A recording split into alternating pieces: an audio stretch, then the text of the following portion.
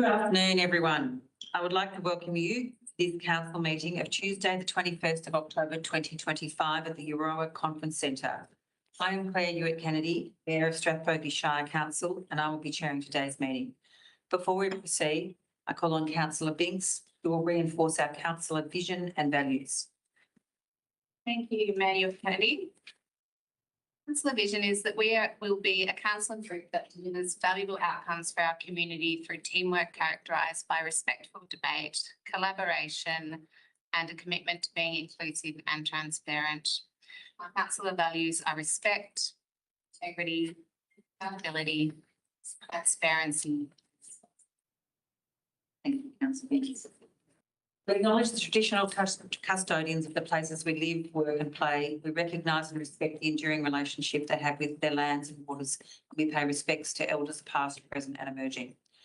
As per Strathbogie Shire Council governance rules and legislation in accordance with the Local Government Act 2020, notices relating to privacy, governance principles, voting and meeting procedure are given as read as printed in today's agenda.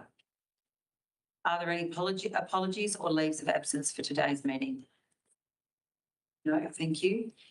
Councillor, I will take all papers as being read. That being the case, are there any disclosures or conflicts of interest? No. Councillors, if we move to item 7, which is the confirmation of minutes decisions of the previous meeting. Councillors, we have a recommendation. Can I have a motion, please, and can you state what your motion is? Jeffrey, thank you.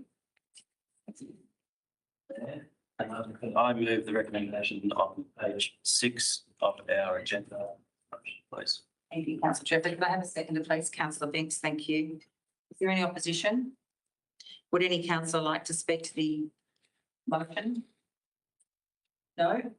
I'll now put the motion to the vote. Those in favour? The motion is carried.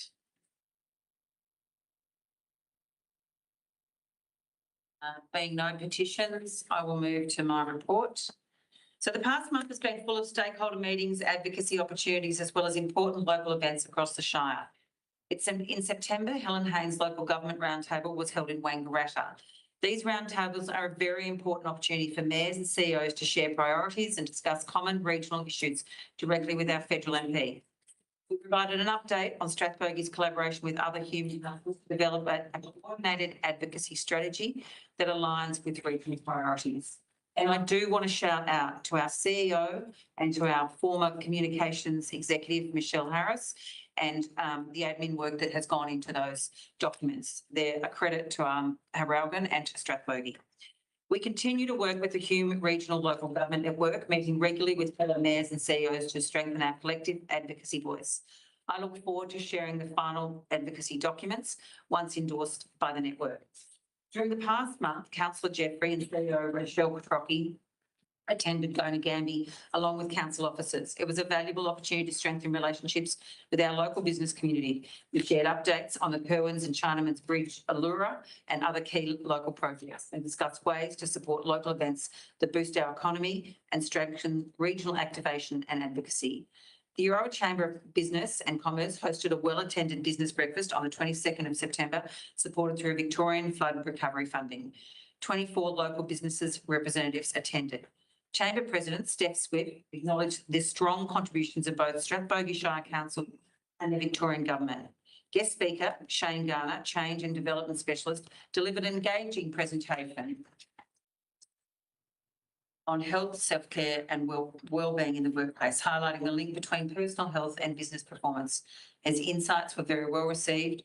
It's such a lively discussion. And I do want to point out that the Euroa Chamber of Commerce has their AGM at 6 p.m. tonight as well. On October 9, I joined CEO Petrocchi in several important advocacy meetings in Melbourne. We met with Georgie Crozier, MLC Shadow Minister for Health, to discuss access to regional health services, hospital capacity and workforce challenges. We met with David Davis, MLC, Shadow Minister for Energy and Budget Repair, to raise issues around reliable energy infrastructure, affordability and the financial pressures facing rural councils. We met with a senior planner advisor to the Honourable Sonia Kilkenny MP to discuss housing growth, development and enabling infrastructure. As a result of that meeting, the Minister's Office has accepted an invitation to visit our region for a planning forum, an important opportunity to highlight the challenges and opportunities facing regional councils. That evening, several councillors and the CEO attended the Municipal Association of Victoria State Conference and Service Awards dinner at Parliament Square, a wonderful event celebrating the commitment and service of councillors across Victoria. The following day, we participated in the MAV State Council meeting where we joined strong discussions around the emergency services levy, rural funding models, road maintenance and local government reform. Strathbogie, as the chair of Herogan, successfully put forward several motions on behalf of the Hume region. Those included planning reform, emergency services and volunteers fund, mining and quarry fee increases and drought support. I was very pleased and proud to report that these motions were carried, meaning the MAV will now advocate to Parliament on behalf of the sector. It is a great example of the power of regional and rural councils speaking with one united voice. In addition, our planning motion was supported by 2 metro councils, Melton and Bayside, with an amendment to broaden this to all Victorian councils, demonstrating how important planning is and how crucial we work as a collective voice. And isn't it great that a small council like Strathbogie led the way for an important motion? On the 12th of October, we officially launched the Strathbogie Community Leadership Program in Euroa. This program, led by facilitator Shane Garner, is about connection, growth and real-world leadership. Over the coming months, participants will explore topics such as governance, strategic planning, public speaking, community engagement and emergency management, all designed to build leadership, capability and confidence across our Shire. And I was very fortunate to welcome all the attendees and I congratulate them on being part of it. On the same day, and it was a beautiful day in Strathbogie, I visited the Avenel Market and the Australian Indian History Exhibition in conjunction with the Avenel Jubilee Committee. I recommend getting along to that if you haven't yet. Councillor Carson and I also attend the 2025 Mitchelton Australian National Show and Shine here in beautiful Euroa. What a spectacular day and outstanding event. Council is proud to support events like this through our event funding as they celebrate community spirit, showcase local talent and provide a real boost to our visitor economy. A huge thank you to the organisers and volunteers who make this such a success each year. Your work does not go unnoticed. I would like to acknowledge councillors Clark Holloway, Gregory Carlson and Vicky Halsell who joined the Ruffy Cover with a councillor session on the 8th of October. These sessions provide a valuable opportunity to hear directly from our residents about what matters most to them, including telecommunications, roads, road safety and power reliability.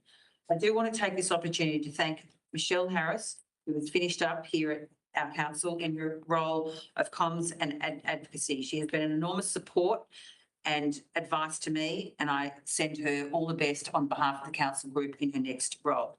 I also want to shout out to Marg Allen, our monitor, who is coming to the end of her term, and I want to sincerely thank and acknowledge her counsel, very wise counsel, her guidance and her support to the entire council group, but to me as mayor. Thank you, Marg. These are all key priorities captured in our advocacy strategy that we've been talking about over the last month, which we adopted in September. We're going to continue to raise issues with governments and key stakeholders at every opportunity. And on Monday, Michelle and myself head to Canberra for 2 days of meetings with federal ministers and shadow ministers. I'm pleased to share that our advocacy actually does pay off, with funding announced for key upgrades along Violet Town Murchison Road, the southern section of the Hume Highway and the Goulburn Valley Highway to Bilk. These works significantly improve road safety and connectivity for our community, and it's great to see early advocacy from this council turning into real outcomes on the ground. Finally, last week I joined Chris Eddy on the VLGA Connect podcast, where I shared a bit about my term as mayor and what drives my passion for the role and for our community. It's been a very productive and busy month for Strathbogie Shire Council, marked by strong advocacy, collaboration and community engagement, all focused on delivering better outcomes for our residents and our community. Councillors, we now move to item 9.2, council reports. Are there any councillors who would like to report on their activity for the last month? Councillor Halsell. I'd just like to take the opportunity to thank my fellow councillors. Last week's briefing, which was a 3-hour forum on the urban growth and rural residential land use strategy, was, I think, a really important conversation, and I left feeling supported and energised. And while I did share some, feelings of disappointment at our September meeting, I certainly have left all of that behind, and I'm feeling really, really good about the work that we're doing with those strategies. And I'd also just like to mention that over the last couple of weeks, we've had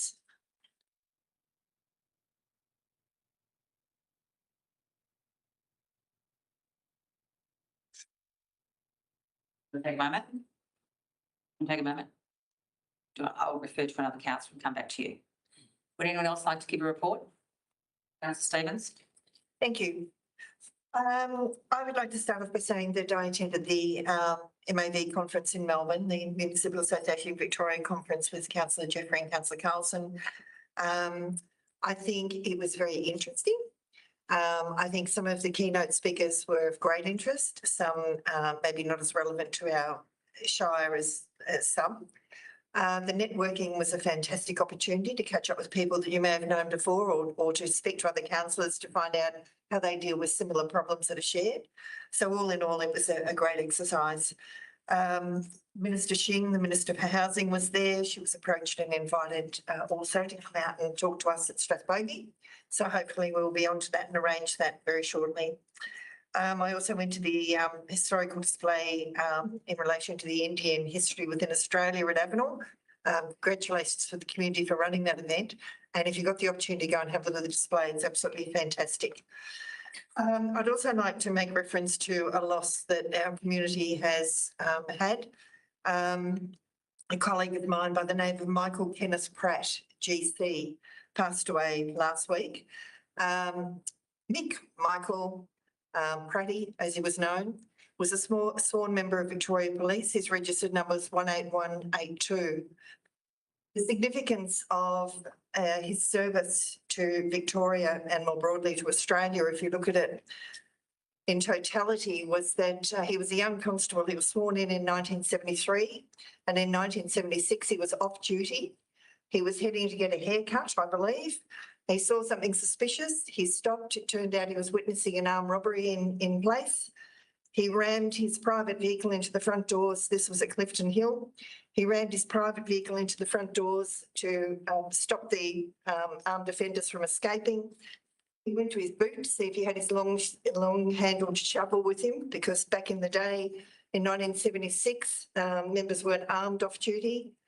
He didn't have his shovel. He grabbed a wheel brace. Keep in mind, there were no mobile phones. So this man was completely on his own when he took this action to protect the community. He was shot. He received significant injuries. Major organs were affected. His spine was affected. He was a great man. He wanted to be a policeman. He was a cadet before he joined the Victoria Police Force. So he was blue. He bled blue blood through and through. He was in a wheelchair for a period of time. He got out of the wheelchair and he continued within Victoria Police, not in an operational manner that he had planned, but he still contributed significantly. I had the fortune of working with Mike at the Seymour Police Station. Even though he was based at the Seymour Police Station, the work that he undertook was shared right throughout Mitchell Shire, Murrumbidgee Shire and Strathbogie Shire. The GC after his name is the George Cross. I would just like to mention what the George Cross is. The George Cross is the highest British and Commonwealth civilian and military award for bravery. The medal is awarded for acts of the greatest heroism or the most conspicuous courage in circumstances of extreme danger. He was the last surviving George Cross member in Australia. Every year he was invited by the Queen to go over there at the front end of the plane. He was met at Heathrow. He was treated like royalty and quite deservingly so. He met with other VC officers throughout the Commonwealth every year. So I'd just like to acknowledge his service and thank him for it. Thank you. Councillor Stevens. Councillor House, are you ready to recommence? I'm willing to have a try. Okay.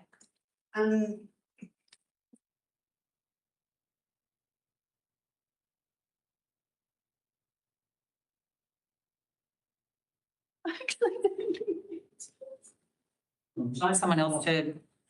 In reference to the events that have occurred in recent times. Yes, I know what you're referring to. So Councillor Geoffrey will read on behalf of Councillor Hassel. And ironically, I'm not even really sure exactly why it's creating this response, given that I'm not particularly close to the young people involved. That's tragic, no matter what. Councillor Geoffrey. Yeah, local youth suicide. Very challenging to think that our local kids are finding life difficult and ultimately have no contribution to make. For a young person to take their life seems a gross failure of the community to raise a child. I'd like to call on all of our community to reach out, to check in and to ask, are you okay? Or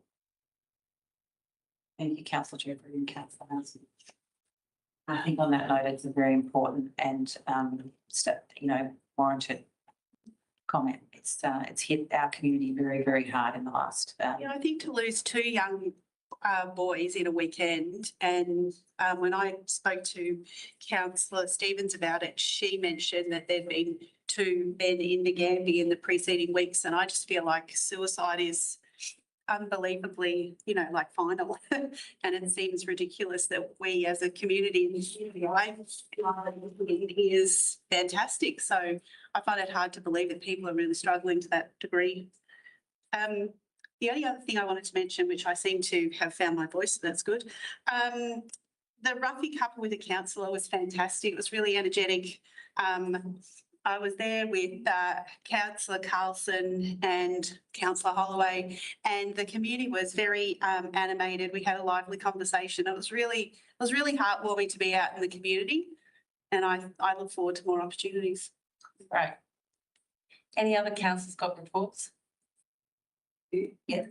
Thanks, Madam Mayor. Look, you've stolen a fair bit of my thunder, but we did do a few other things apart from what you've already mentioned. The regional library is evolving rapidly through a change process, and that's really, so yes, I just will mention the MAV conference. It's for a very, very long time. And I think the words I would use would be illuminating and a little scary. I'll leave it at that. Councillor Carlson, any other reports? No? Okay, we're moving on to public question. Thank you to everyone who submitted their questions for the meeting today, and just a reminder to please submit your questions 30 hours prior to the council meeting. We will now proceed with our public questions. Our first questions have been received from Pauline Walters, who would like to read her own question. I would ask Pauline to come forward and read one, please. Has council formally assessed the long-term access and social impacts of removing the Frost Street pedestrian underpass? Thank you very much, Pauline, for your question. Council has not undertaken a formal assessment of the long-term access and social impacts of removing the Frost Street underpass. And two. Council commit to publishing all future infrastructure scope changes before decisions are made? Thank you very much, Pauline. Any requests regarding publishing of future changes to the inland rail scope of works should actually be referred to Inland Rail, as they hold responsibility for the project. And as we receive regular updates from stakeholders, all stakeholders, not just Inland Rail, I'm confident we'll be kept informed. And thank you very much. Our next question comes from Neil Brown, and I will read Neil's question, or would you like to? You're going to read it? Okay. Will the Strathbogie Mayor and Council stand up and fight for the community to stop Inland Rail from closing the Frost Street pedestrian underpass, which is going to reopen for 6 to 12 months, so it should meet safety standards for all community to use? So why not fight to have it stay open for the community for another 60 years for the community to use? Thank you for your question, Neil. The Frost Street underpass will not be kept open. The decision is final. The Frost Street pedestrian underpass has been removed from the Inland Rail scope of works, and construction and works have progressed in line with this decision. Council will continue to work with Inland Rail and the community through the Euroa Railway Precinct Master Plan to improve accessibility, navigation and connectivity around the railway precinct area. Vanessa Williams has sent in the next two questions, and I invite Vanessa to come forward to read out her questions.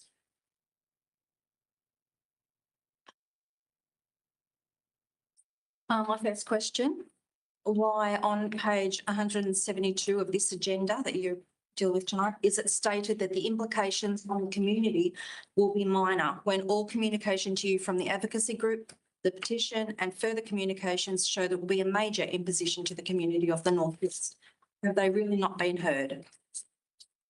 Thank you for your question, Vanessa. The report and the comment relate specifically to the Master Inland Rail Development Agreement, which sets out the rules of engagement between council and the rail agreement and standards for design, construction and handback of council assets. It is noted that the change of scope relating to the removal of the Frost Street underpass will have a minor impact on some members of the community, causing some individuals to transit further, whilst others will have a more direct route to their destination. I believe that whilst I acknowledge that some parts of the community are unhappy with the outcome, we have well and truly heard you and certainly the representatives from 883. We have another question. Yes. A second question. Again, why? When we were told that all councillors wanted to work with us as an advocacy group, where we left, why were we left out of the meeting with the Chamber of Commerce and potentially other meetings about the proposed footpath at the Charles Street underpass? As I'm aware, council didn't attend the meeting. It was never our meeting, it was Inland Rail's meeting. That's correct, CEO. That's what, yes. Officers have been designing and costing a path connection along Cross Street and pedestrian access under Charles Street to support safe pedestrian movement to and from Cross Street and the Recreation Reserve. This was identified through the draft Euroa Railway Precinct Master Plan consultation, informed by the community sentiment to improve connectivity. Our next questions come from. I think Vanessa had something to say. Can I just very quickly, I'm sorry, I got relevant to the question. yes, I got the minutes of the Chamber of Commerce meeting and it stated that Ollie McNulty was there discussing the Charles Street footpath. It wasn't our meeting, it was Inland Rail's meeting. So why would we not, it wasn't up to us to invite you. That's what I stated. Is he not staff of the Shire? Well, I've been told that council weren't in attendance, so I'll have to clarify that and come back to you. Right, thank you. Thank you. Katie Williams, would you like to read your questions or I can read them on your behalf? I'll read it. That's great.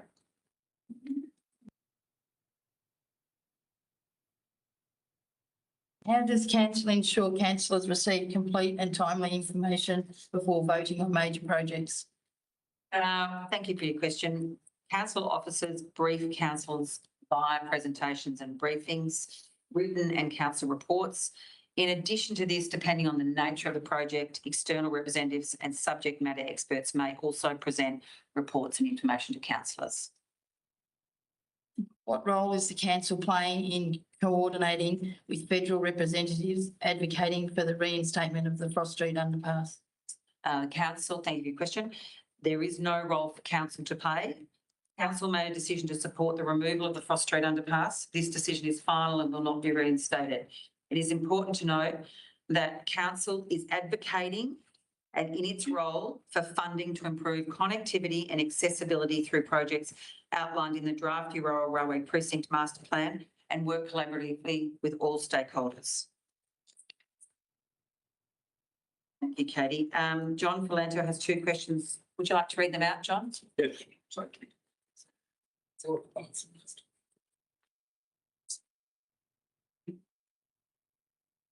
Robin, I won't tolerate another calling out from the consultant. Well, I spoke to a man. No, I won't tolerate it again. Oh, yeah. Right to go. Thank you. How does council justify its blatant disenfranchising of the Northwest communities and failure to honour the promise inclusion of the northwest communities, particularly in matters of access, infrastructure, and directly impact their safety, mobility, and connection. Thank you for your question, John. I disagree that there has been blatant disenchantment of any community. Disenfranchisement, sorry. Or that we haven't honoured inclusion to any community. Council extends an invitation to all members of the community to participate. It has always and continues to in the consultation and engagement at various levels, depending on the matter, in line with our community engagement policy. Regarding safety, mobility and connection, most recently Council invited the community to participate in the draft Euroa railway it's too many words, precinct master plan consultation. Council received a number of submissions relating to safety, connectivity and accessibility, and this will be reflected in the final precinct master plan. Further engagement will be incorporated as part of the detailed design associated with several projects that falls out of this master plan. Council will also be engaging with the community on the consolidated paths, trails and footpath strategies in the next 12 months. Any question? Number 2, the impact of distance must be acknowledged. From the Frost Street underpass on Frost Street through the rail precinct and back to Mitre 10 and return is 1 kilometre in distance. That's 1,000 metres. How can this be dismissed as a minor imposition? Its significant effects to community access and inclusion. Thank you, John, for your question. The Inland Rail Works will leave the Aroa Township with 2 compliant, accessible and safe pedestrian underpasses, which we don't currently have. This has a significantly positive long-term and social impact for residents who may have previously been able to use safely. Their placement, as with any placement, and I acknowledge, will have a positive impact for some with fewer metres to travel, while others may be required to travel further to reach their destination. Thank you for your questions. Colleen Falento has 2 questions. Would you like to read them out, Colleen?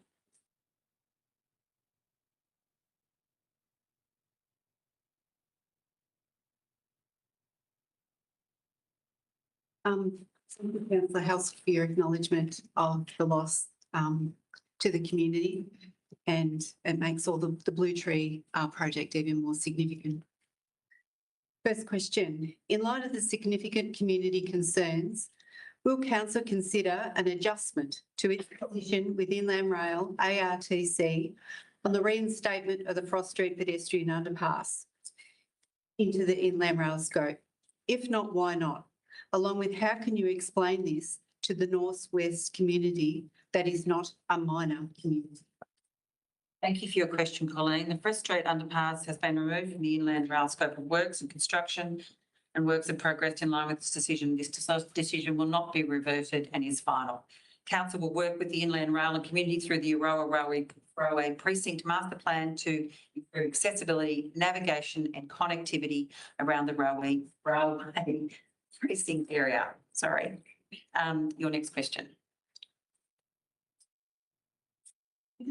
Is it prudent for councillors to consider item 11.3.2, the Inland Rail Agreement, while questions raised by Senator Mackenzie to the Inland Rail CEO remain unanswered from Senate estimate sessions on the 7th of October? Shouldn't the council wait for full transparency before signing off? Thank you for your question. The Senate estimate session is a matter for Inland Rail and the relevant federal representatives and federal government process. There is a significant process from Senate Estimates Committee through to any type of parliamentary inquiry, which I'm sure Senator Mackenzie has briefed you on. I would suggest if you want more information, you contact directly through to Bridget. Council continues as a stakeholder to work with Inland Rail to enable delivery of the Inland Rail project in Roa as construction continues. The Inland Rail Development Agreement is an existing document between Strathbogie Shire Council and Inland Rail.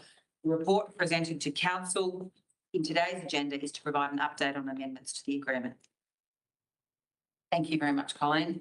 We have two final questions from Robin. Robin, do you want to read them or do you want me to read them?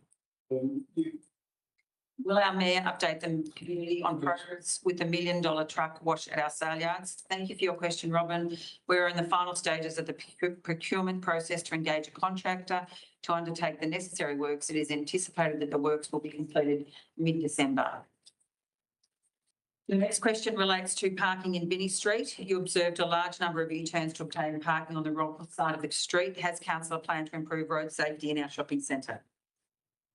Thank you for your question. Illegal U-turns are obviously a matter for you, Victoria Police. This concern and this intersection has been identified in the Euroa Railway Precinct Master Plan. Investigation is currently occurring through Council Assets Team on an appropriate intersection treatment to support the safe movement of vehicles, buses, pedestrians and cycles. That's it for public question time. We now move to page 7, item 11, officer report. Bear with me while I get right.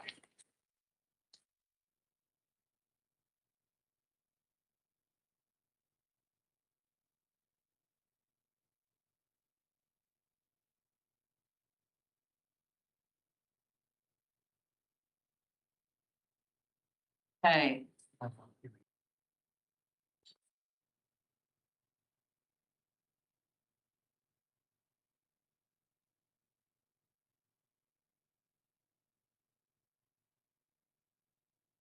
Okay. So the item before us is planning application P202506 5 O'Days Road. The purpose of this report is to bring before council a recommendation in response to an application for the use and development of the land for a gyroplane demonstration and training facility, hangar, airstrip, use and development of the land for a dwelling and the subdivision of the land into 2 lots, dwelling excision within the farming zone for a decision. Councillors, we have a motion. Can you state what your motion is? Councillor Halsall. I've got a question of clarification and an alternate motion.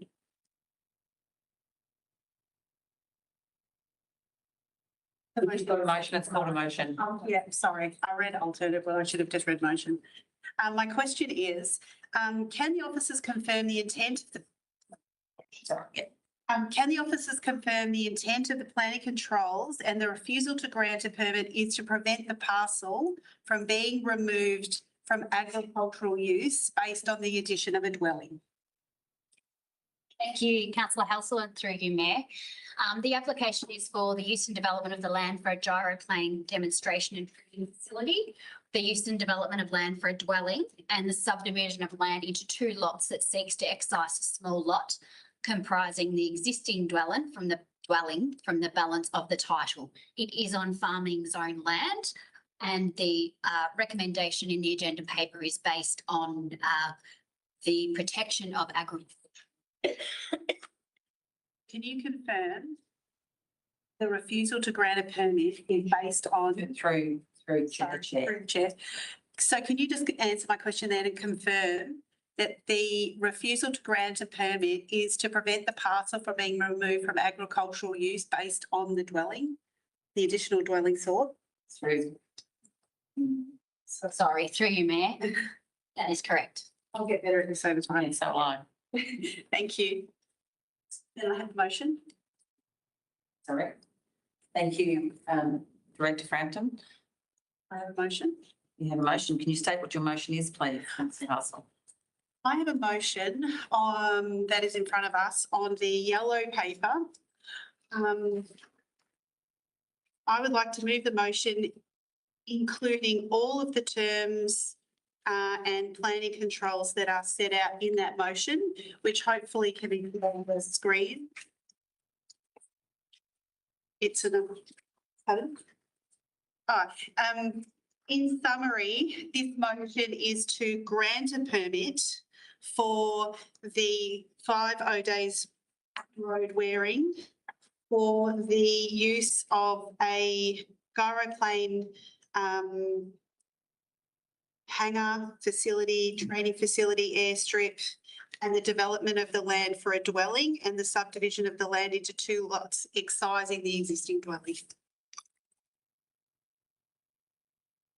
Who did that? All the term. It's as printed on the yellow paper. As printed on the yellow paper. We're moving that as the motion. As the motion, Thank you. with all of the conditions included, including 1 to 24.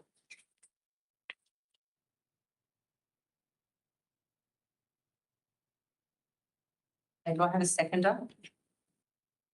Councillor Holloway, thank you. Okay, councillor, is there any opposition to the motion? Councillor Binks? Thank you. And councillor Stevens?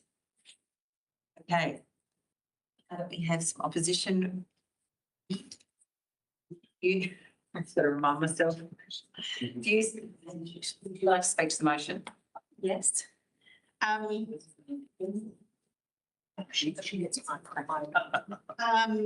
I have had, we've already gone through a planning briefing. We've gone through in detail the intent behind this application. I'm comfortable that the use, my concern was about the use of this planning permit application. However, the officers have well and truly outlined and supported that this is actually fine for the farming zone. The proximity to the Goulburn Valley Highway supports business use. The existing dwelling is a period home and not ideal for the applicant's business model moving forward. And I'm comfortable that the proposed dwelling does not remove the land from agricultural use in the future. I'm also comfortable the farm zone has sufficient controls to ensure the land continues to be used in acceptable use in the future based on it being in the farm zone.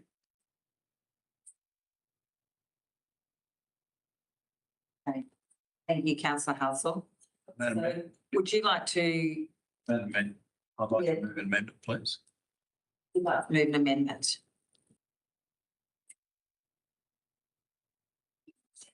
Okay. Okay. The amendment, State what your amendment is. the amendment is that I support the resolution as before us with the addition of 2 points.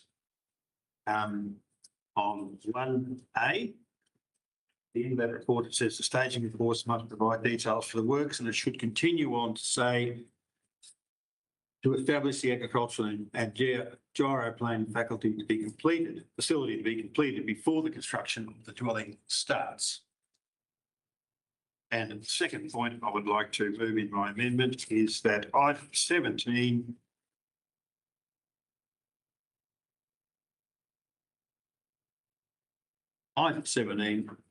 A must be constructed at a right angle to the road or are otherwise approved. Any crossing shall be moved and reinstated to the satisfaction of the responsible authority. Thank you, councillor Carson. Do we have a seconder of that motion? Yeah, I need clarification. Yes, one that's taken out.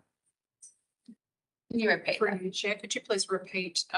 Slowly. I do. Being constructed running, oh yes, right, it says 17A should be constructed at the right angle to the road or otherwise approved, and then it stops. And it should include, and it should have had, in addition to that, should be any redundant crossing shall be removed and reinstated to the satisfaction of the responsible authority. When you gain. Can I speak to it? Oh, yeah. Okay. Redundant crossing should be. Removed. It's reinstated to the satisfaction of the responsible authority. Removed and then reinstated. Yes, that's right. Upgraded. Which is a pretty standard. I'm not going to talk about. Let's do the clarification. Wait for one moment while I get this wording right.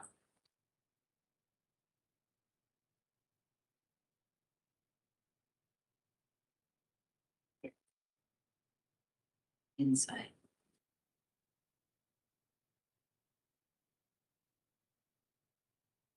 Through you, Chair, could councillor Carson please confirm the additional wording for the other item that was, 1A.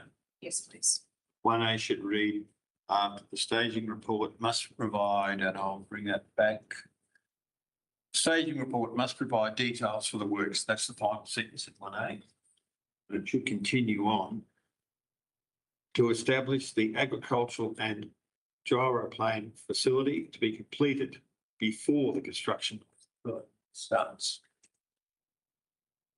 To be completed. Before the construction of the dwelling starts.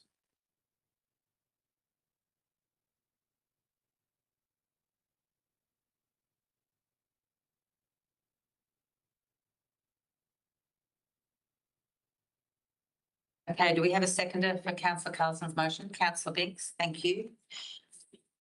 Is the amendment opposed, or does any councillor wish to speak to the amendment? Councillor? Opposed? Yeah. Thank you. If no other councillor indicates opposition or the desire to speak, and I will put the amended motion to a vote. Yes. No, we have to because you're the mover. These two points in the permit that's been issued, it will be issued hopefully, are simply normal requirements according to the engineering provided by the engineering department, which would be issued on any number of permits for any matter of purposes. And for the life of me, I can't understand why they've been removed. I think they've been removed on the basis of lack of understanding of how the permit system works. This is a legal document. It has value, considerable value. It also must be able to withstand the rigours of a judicial review and BCAT. And two glaring omissions like this is a red flag for any panel to look at and say, well, if this is not right, what else is wrong with this permit? So I think it's just good housekeeping to ensure that it's included because that's how permits are issued.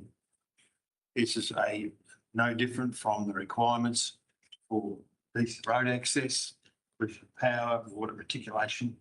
The 17A regarding the construction of a house in terms of insisting that the applicant construct a facility that they will do under the conditions of this permit is there to ensure that that what happens.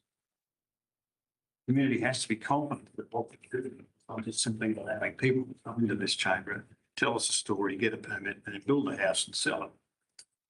That's what many, many councils fall into on a regular basis. It's not a precedent we want to set. We have pushed the envelope on this particular issue, as we all know around this table. And I think we shouldn't push it any more than we absolutely have to. So by all means, pass a resolution and without these conditions, but you'll do so at your own risk. Okay, no, it's got to go to the seconder. All right, thank you. Reserve your right. Any other councillor like to speak to the amended motion? Councillor Housel, that was first and then. Question of clarification. Question of clarification, yes. Alison, just so I understand this correctly, and it's around the wording. Yeah. We've changed the wording here to read in the green highlight, to establish the agricultural and the gyroplane facility to be completed before the construction of the dwelling starts. So my understanding, what you're trying to achieve there is to establish the agricultural pursuits and the gyroplane facility before starting building of the dwelling. Correct. You have to remember that's in a farming zone. Essentially, the word "the" before gyroplane, if it was removed, would make that clearer. To establish the agricultural and gyroplane facility. It's another amendment. No, I'm quite happy to have that amendment altered if the word "the" is causing any. Yeah, we need to deal with, we've got to deal with it as it is. We've got to deal with it as it is. One word. Councillor Housel. I just want to reassure Councillor Carlson that both Councillor Holloway and I sat with the Director of Community Services and Planning, our Manager of Planning and an engineer and an engineer. No, I thought the planning manager was a bigger title, sorry. planning and investment manager, there we go, as well as an engineer to go through what my questions were around each one of these terms. The presentation about this planning application, I understood that the excision of the dwelling was for a purpose and they were open about using the funding for the business. Given the proximity to the freeway, it supported a business use. You know, the whole proposal, I guess, fitted.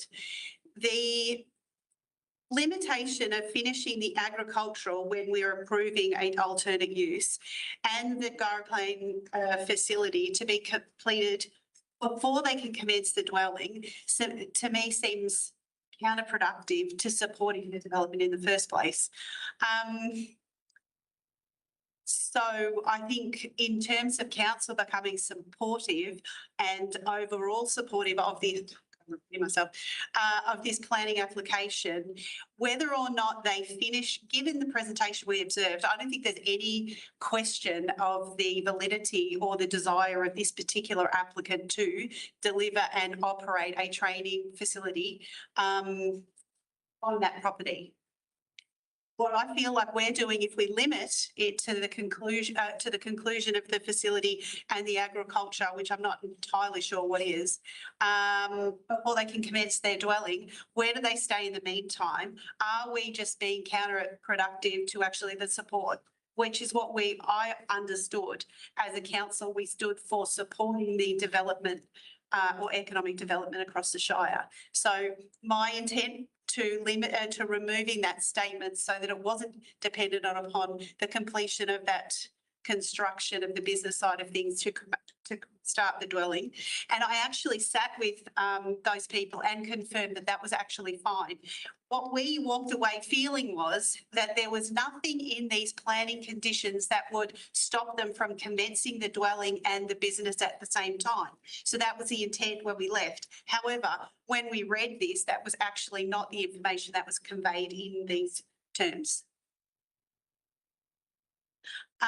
In speaking to 17, your amendments to the reinstating of the culverts, I can't understand why you would reinstate a redundant culvert. The culvert has been made redundant. In that was my thinking around that. Why do you want to reinstate it if it's redundant? No. So that's why I oppose your amendment. Okay, any other councillor who would like to speak for the motion? Speaking for an amendment. You're speaking for the amended motion? I was originally thinking I would oppose councillor Carlson's amendment, but he swayed me that it is two very fine point amendments that could be construed as legal protection should things go terribly wrong. I think the crossing question is moot because I don't think there will be any redundant crossings. And I'm willing to say that in terms of the proposal's intent, the intent was to excise the existing non-suitable dwelling immediately in order to fund the construction of the Gyroplane facility and new dwelling. And councillor Carlson's amendment does not hold that up. So they can fund it, they just can't start the new house before the sheds and new airstrip is completed, which I'm happy to compromise on if it gives councillor Carlson comfort.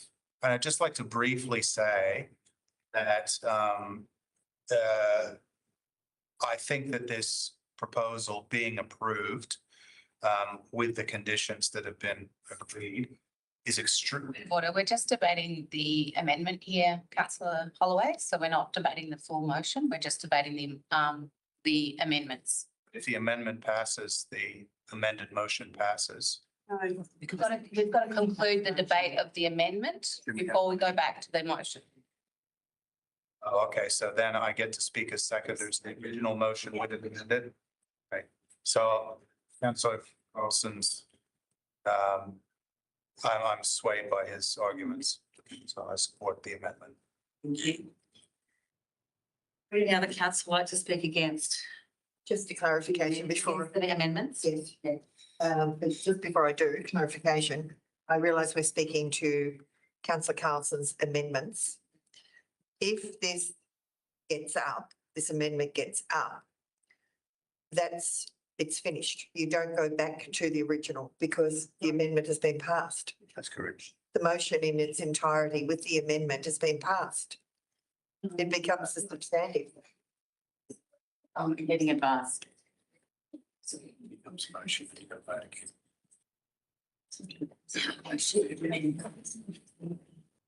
According to our governance rules, if the amendment is carried, the motion as amended then becomes the motion before the meeting. And the mover of the motion retains the right of reply to the amended motion. And do we get to speak to that? Yes. As well? Okay, thank They're not locked out. you. Okay. Clarification, I only get a chance to speak as the seconder of the original motion, which is now the. No, we haven't done the amendment yet. It passes. All right, so based on that, I'm still speaking against the amended motion, please, if I may. The amendment. The amendment to the motion. Yes. Which is 2 points. That's it. Okay, I don't wish to speak to the drainage, sorry, what are they? Colwards? Don't wish to speak to that. I would like to speak to the alteration in relation to the timing and the staging of the build. I do support councillor Carlson's thinking in getting some sort of security so that there is action taken in relation to the business proposal prior to any dwelling on the land. I concur with that, but it does not give protection if that dwelling is then still built. There is nothing in this document to say that once the house is built, once the sheds are built, 2 years down the track, they change their mind, they're not going to run the business anymore. So they've suddenly got this infrastructure on their property, a second dwelling on their property, but they are not connected to the business, the commitment to the business. So the change of use can change. It is not linked in the document. My other points, I think are more to the motion. Just one sec. Yeah, so that's speaking to the amendment. My other points are in relation to the motion in general. So it does not provide a guarantee that if the shedding gets up, all the other roads and infrastructure get up, the house gets up, that there is still a continuance of the proposed business, which is the gyrocopter training. Thank you. Any other councillor like to speak to the motion? Councillor Binks, sorry, to the amendment. Councillor Binks. Yes, briefly.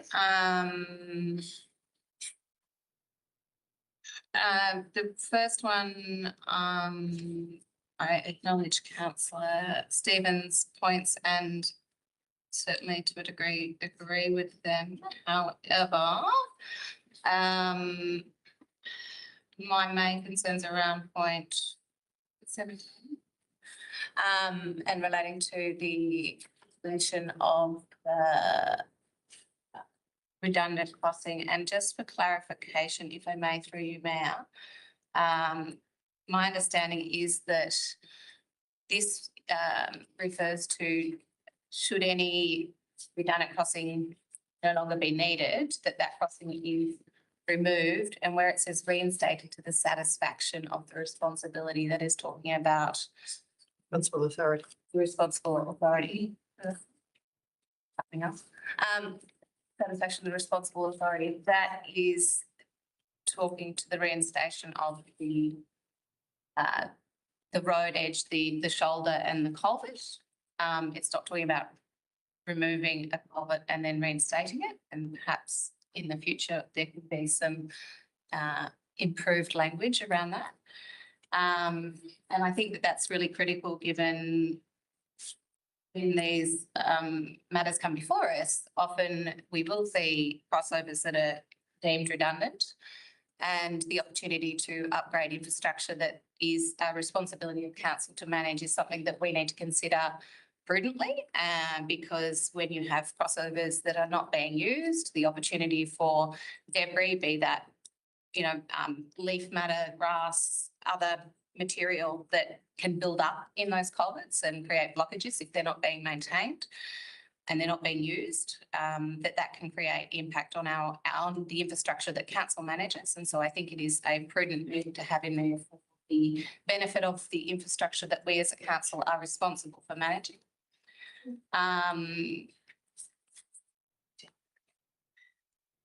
But I think overall I have significant concerns with the manner in which this motion has come before us, and what I would say is the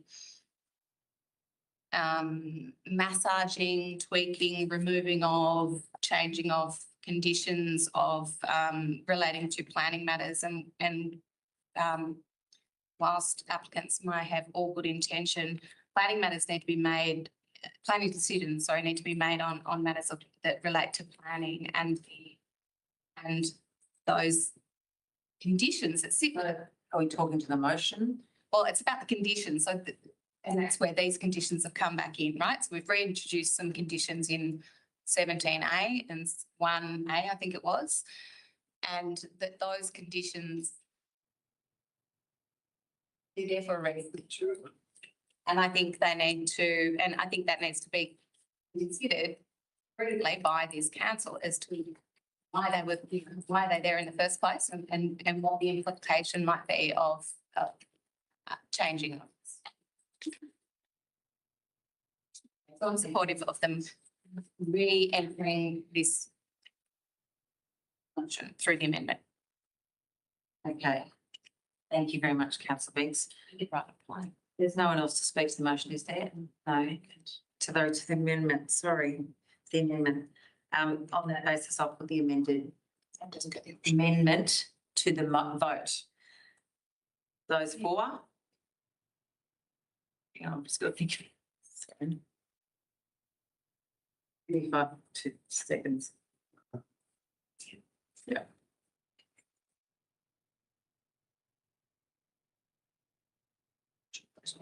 Those for? Those against? Motion is lost. The amendment is lost. I keep saying, sorry, the wrong word. I'm sorry. Okay, so now we go back to the original motion that was proposed by councillor Halsell and seconded by councillor Carlson.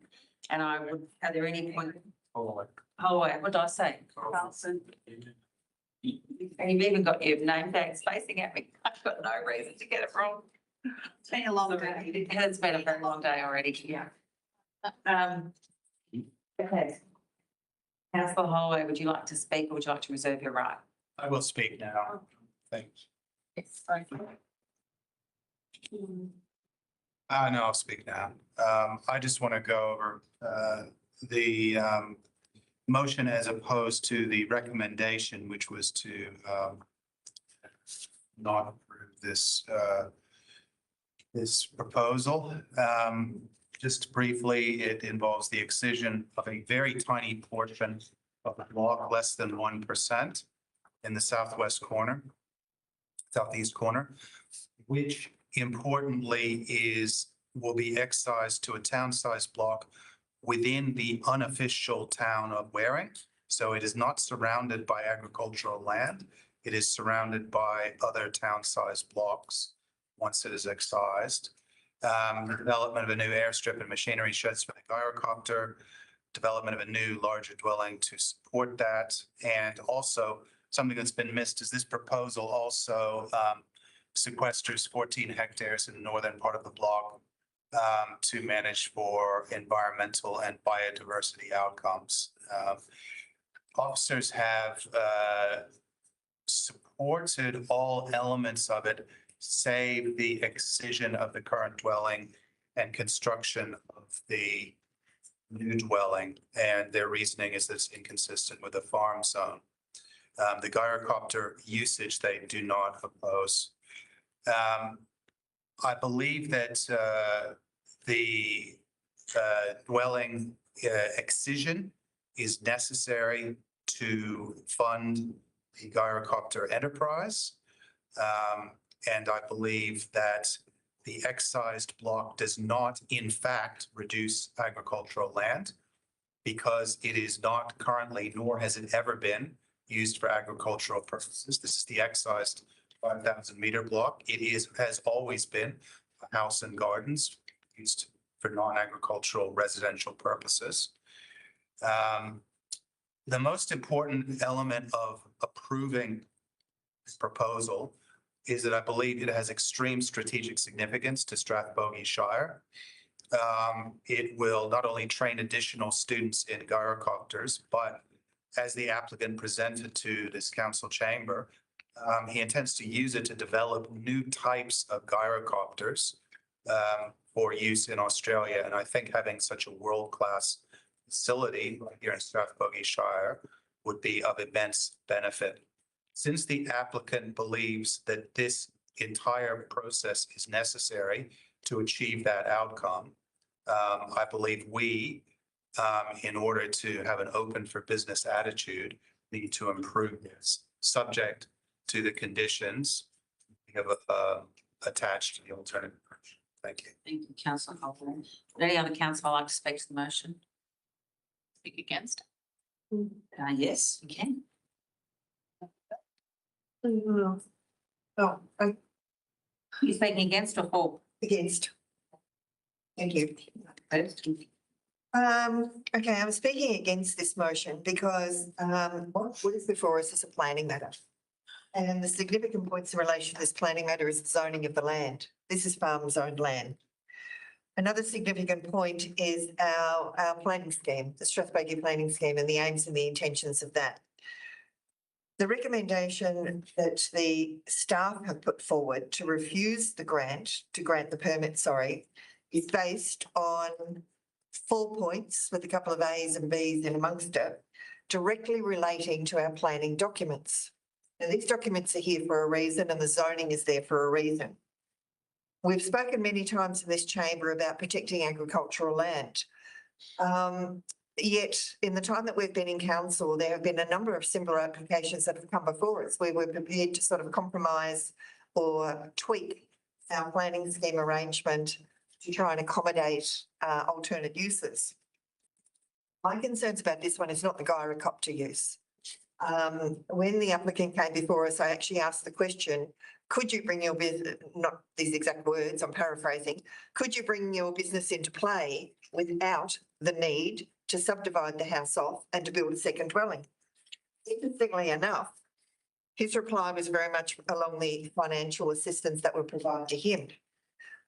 I don't wish to sound harsh, but that is not an issue for council. It is not an issue for us to decide people's personal financial arrangement. It's for us to deal with planning matters based on the legislation and our documents that guide us. Interestingly enough, his professional advisor and representative said that he asked the same question of the applicant. So he too was saying, can you run your gyrocopter business without subdividing the land and the house? So I think that is a key point to the whole discussion.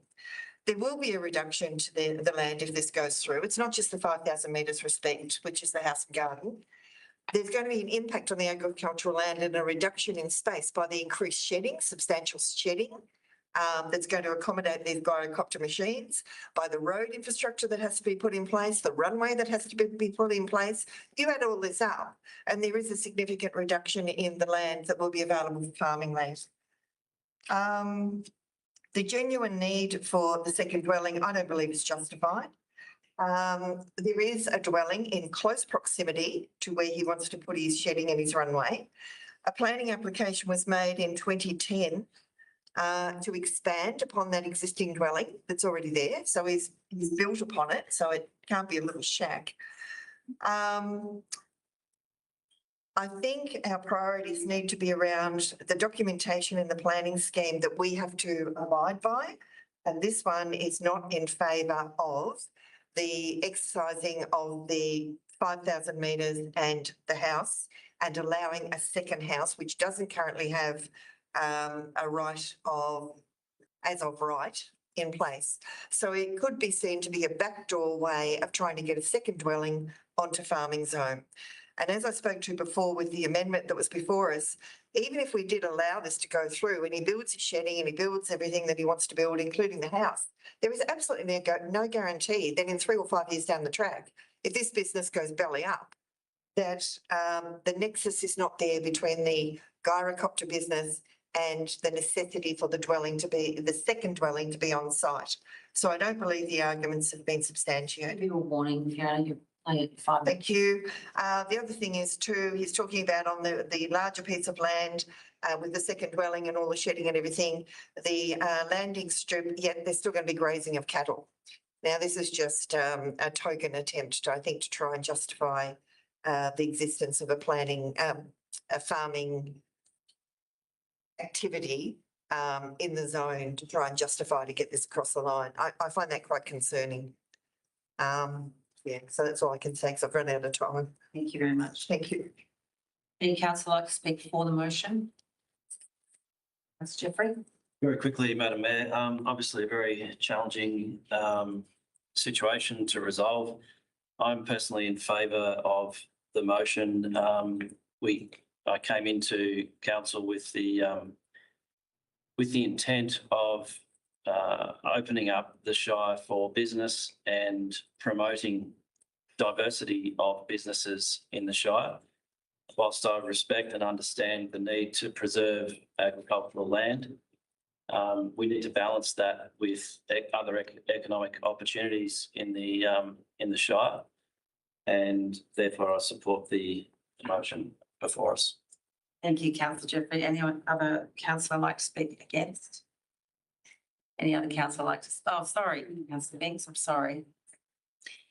Thank you, Mayor Kennedy. I am opposing this motion due to points raised very eloquently by Councillor Stevens.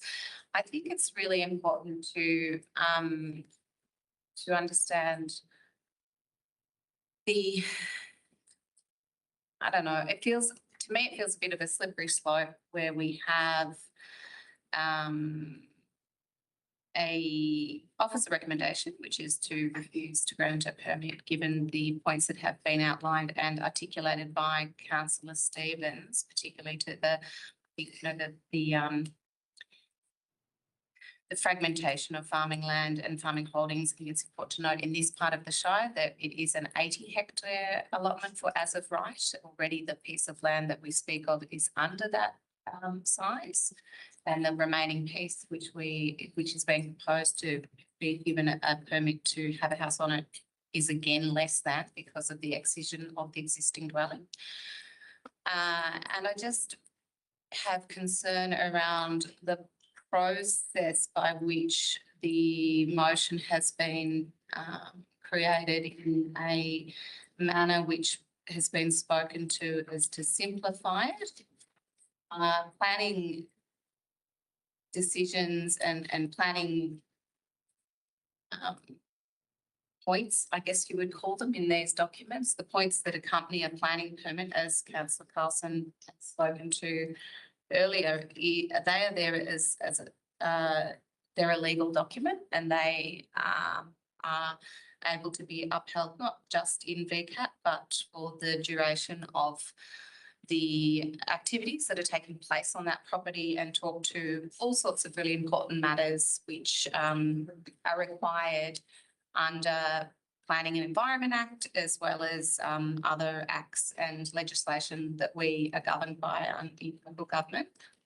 And I just have reservations around this desire to simplify it, to not have the rigour of the planning scheme and the planning act be applied to the way that we are proposing to subdivide and develop the land in our Shire. And I think it is of great concern to me, and I think it should be of great concern to those in our community as to what this means for Strathbogie Shire Council. I would like to note that should this motion fail, if the motion doesn't get up, I would be proposing, I'm foreshadowing that I would be moving another motion. Councillor Binks. Any other councillors like to speak to it? Someone left except me actually speak to it now. I'm going to speak very quickly to support the motion. I've driven down to the spot. I know exactly where it is. There's an airport already next to it. Wiring Airport is the correct pronunciation. There is farmlets and there is grazing. I've gone past the block a few times. Because it's very close to one of my farms. But I do not know the applicant at all. I'll make that comment. What I would say is we made a commitment when we came into council that we would support business and encourage businesses. I believe the applicant is genuine in what they have communicated to the council. Everyone will remember Millard's Lane early this year, which was not less than ideal. And that came about because the applicant was given not in principle, but certainly an element of support from our council that if they went down that path, they would be supported. This is a similar situation and it's not ideal and it's not a great situation that the councillors find themselves in. But we are learning from the errors that we may have made previously and we are moving on in a very positive way. But I think we have to really fundamentally honour the commitment. If we make a commitment as a council, we must honour it. And that's why I will support the motion. So on that basis, do you have a right of reply? Yes, you do. All right, hopefully we'll vote next. What I would say to you, Councillor Stevens, is not all agricultural land is equal, which is why our urban growth and rural residential land strategies are so paramount. As a council, to ensure sustainability, strategies to support economic development need to be identified and exploited. As a council, it's my view that our long-term sustainability is one of our primary challenges. On a farming block of 56 hectares, it's not sustainable on its own, will require a second income, and to be honest, the trade-off for farmers and their families is lifestyle. As a council, we need to understand the land requirements to support sustainable farming businesses and understand the trade-offs that farmers make and their families every day and respect the need for a dwelling to allow them to actually realise the lifestyle benefit that farming offers. Thank you. Thank you, Councillor Halsall. I'm now going to put the motion to the vote. All those in favour? Those against? The motion is carried. Division, please. Yes. Oh, no, that's different, sorry. All those in favour? Councillor Holloway, Councillor Halsall, Councillor Jeffrey, Mayor Kennedy and Councillor Carson. Those against? Councillor Stevens and Councillor Binks, I should say Deputy Mayor Jeffrey. Okay. Where are we up to? We're now moving to page 29, item 11.2.1, Australia Day consultation outcomes. The purpose of this report is to provide council with the outcomes of the above items outlined in the resolution and provide recommendation. I'm sorry, Madam Mayor, just a point of clarification, I might have misunderstood something. I thought Councillor Binks foreshadowed the possibility of an alternate. It lost. It was lost. Oh, I apologise. Thank you. It was lost. Sorry, all good. The purpose of the report is to provide council with the outcomes of the above items outlined in the resolution to provide a recommendation to council regarding future support of community events held on Australia Day. Council, we have a motion. Can you please state what your motion is? Councillor Holloway. Thank you, Madam Mayor. I move what is printed on the pink sheet. For those at this table, what hopefully will come up on the screen, and I will proceed to read. I move that council. 1, note that a community engagement process was undertaken by an opt-in community poll and randomised phone poll with 3 questions regarding Australia Day. A, community opinion regarding Strathbogie Shire Council providing support to local community groups for events that acknowledge or celebrate Australia Day. B, community opinion regarding councillors and council staff participating in an official capacity in community events that acknowledge or celebrate Australia Day.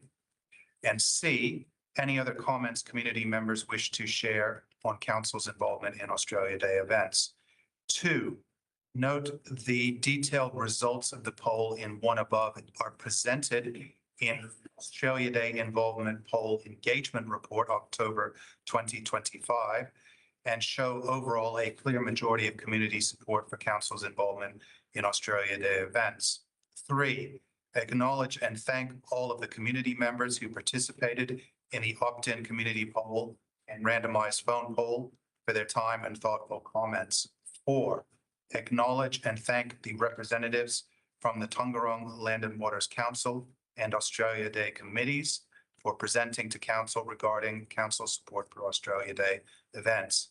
5, note that an invitation was provided to Yorta Nation Aboriginal Corporation to meet with council, and this will occur at a future date. 6, note that eligible organizations and groups can apply for funding from council's community grants program under the existing guidelines for events that celebrate or acknowledge Australia Day, with previous barriers to grants for events that celebrate or acknowledge Australia Day having been removed from the latest revision of said guidelines.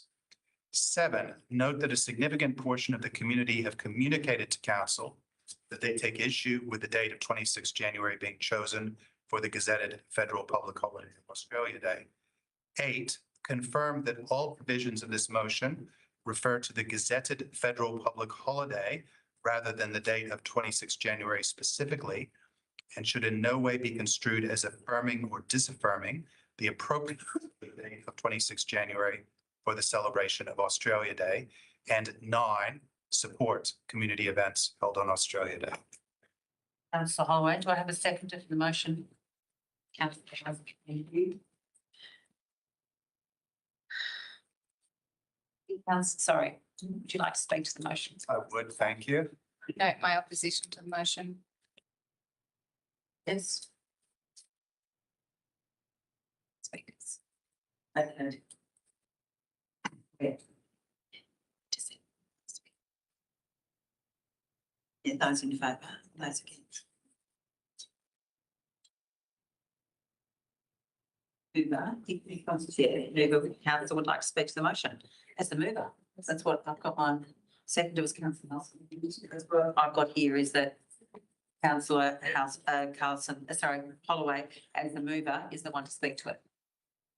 But you're saying? No, I just wanted to note that I'm in my. No, you said I had to check that if there was any, that's not what I've got here. Ask if there's any opposition before we get to speakers, so you know how to manage the Okay, debate. all right, I apologise for that. Thank you. And your opposition is noted. Thank you, Madam Mayor. The broad-based consultation Strathbogie Shire has conducted regarding community sentiment on the Shire's support for Australia Day was a very important exercise. It was, I believe, the most thorough request for community input that our Shire has ever done. I would like to begin by commending all the hard work Shire officers did to make it possible. Council have met with Tongarong Land and Waters Council and a range of Australia Day committees to hear their views, and we have heard from a large portion of the community. 409 people completed the opt-in community poll. 346 people agreed to answer the questions in the randomized telephone poll.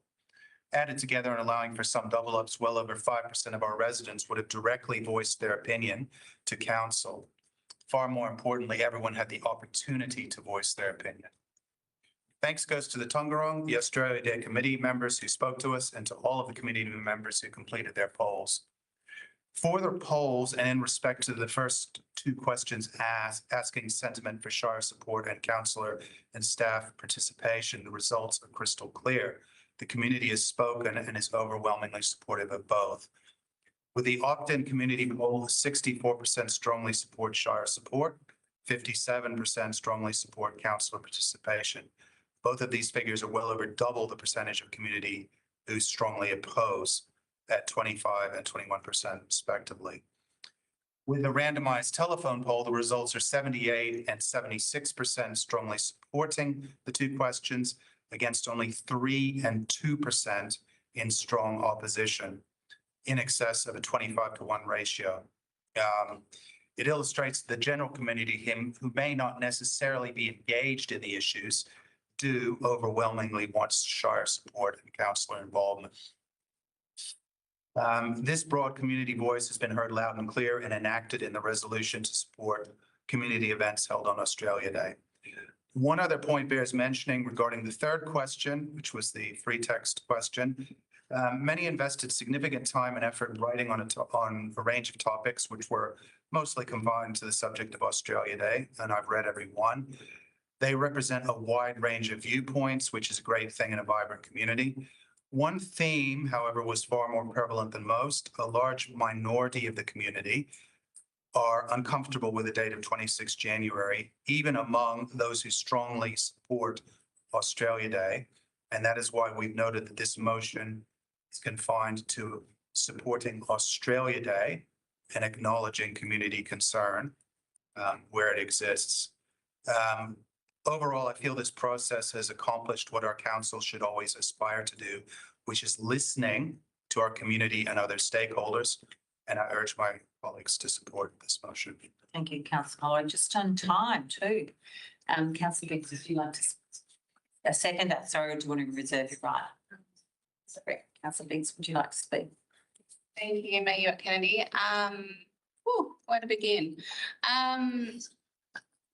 Listening to stakeholders, not only responding to the ones that turned out the data that support the opinion of the majority on this council. I think it's a really interesting exercise in how we might govern in Strathbogie, to put it out to a community poll and see what engagement we get on it. And I wonder what further decisions we might make along these lines down the track. Perhaps we could put our rates rises to such a poll, and if we get great community support and what that would look like.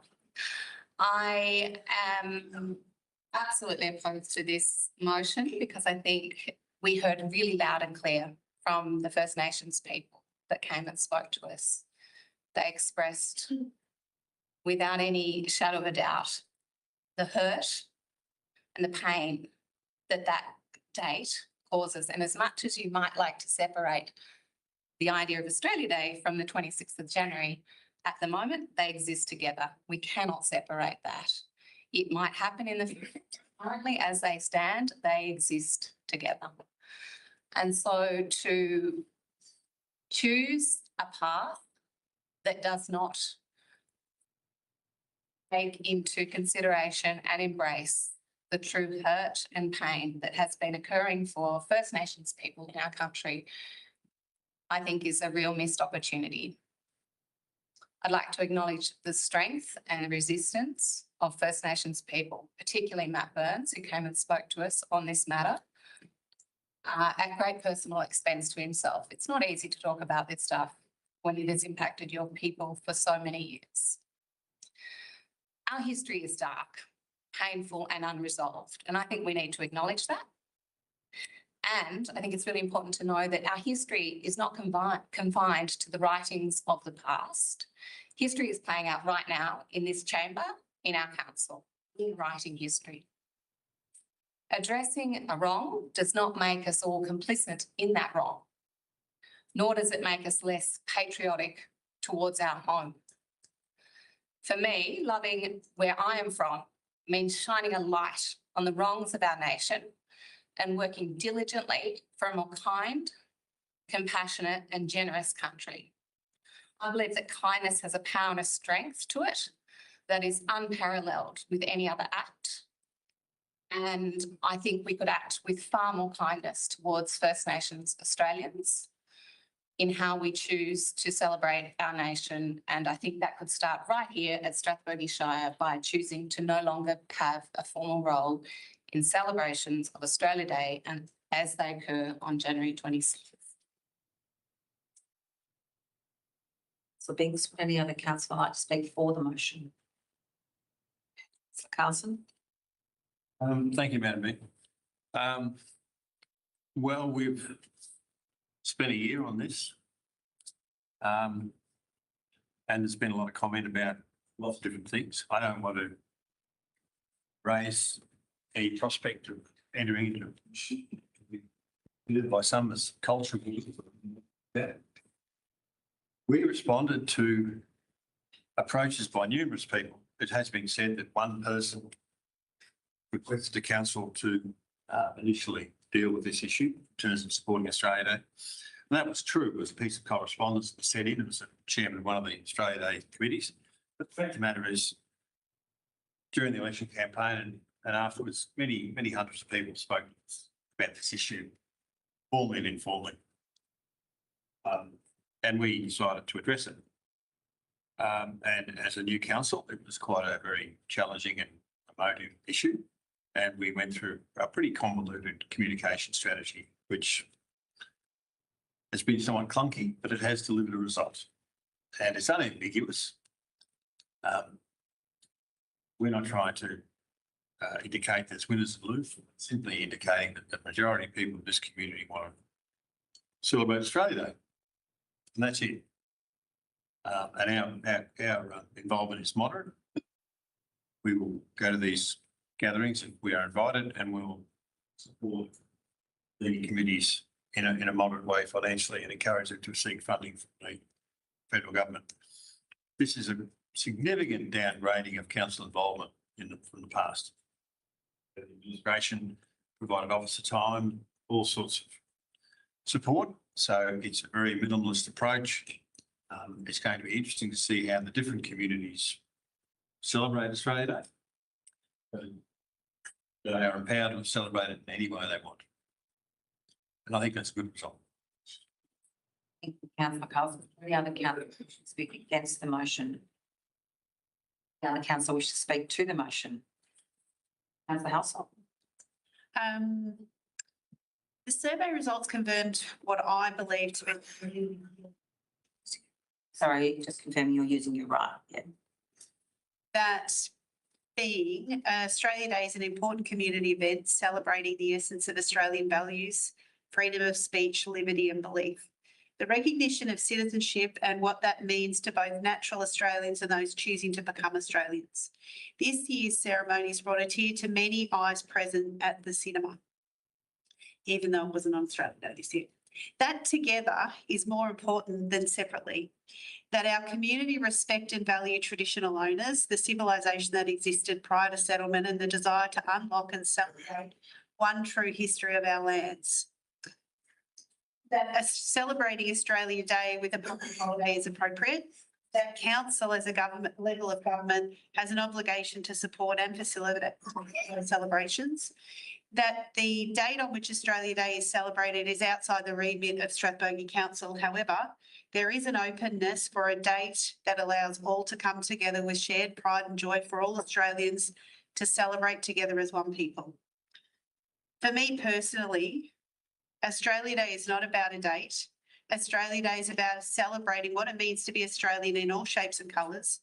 As a council, I personally believe as a group of councillors and as a council organisation, we have an obligation to ensure that celebrations of citizenship, the Australian way of life and culture be celebrated together every year. Personally, I support the consideration of a date that celebrates Australia for all. With regards to funding, the federal government has provided a funding stream for Australia Day celebrations. In the past, council has supported community groups with this funding, and it is council's intention to continue relaying federal funding to support local community events. This year, 2025, that was not possible as the federal funding had closed, and therefore council allocated funding to support local community events. We are all Australians and should celebrate our special culture with each other, with respect for everyone. As a councillor, I am required to consider the municipal community, the residents, the visitors, to consider all majority groups, minority groups, and to be inclusive in my thinking. And it's with that in mind that I support this motion. Thank you, councillor Household. Councillor Holloway, would you like to use your right of reply? Okay, on that, I'll put the motion to the vote. All those in favour? All those against? And motion division. All those in favour? Councillor Holloway, Council, Deputy Mayor Jeffrey, Mayor Hewitt Kennedy, Councillor Carlson, Councillor Stevens. Against, Councillor Biggs. Thank you. We now move to the vote. I said it. Motion's carried. I jumped in with the division. Sorry, you want. We now move to page 90, 11.2.2, Strategic Partnership Funding Agreement Request.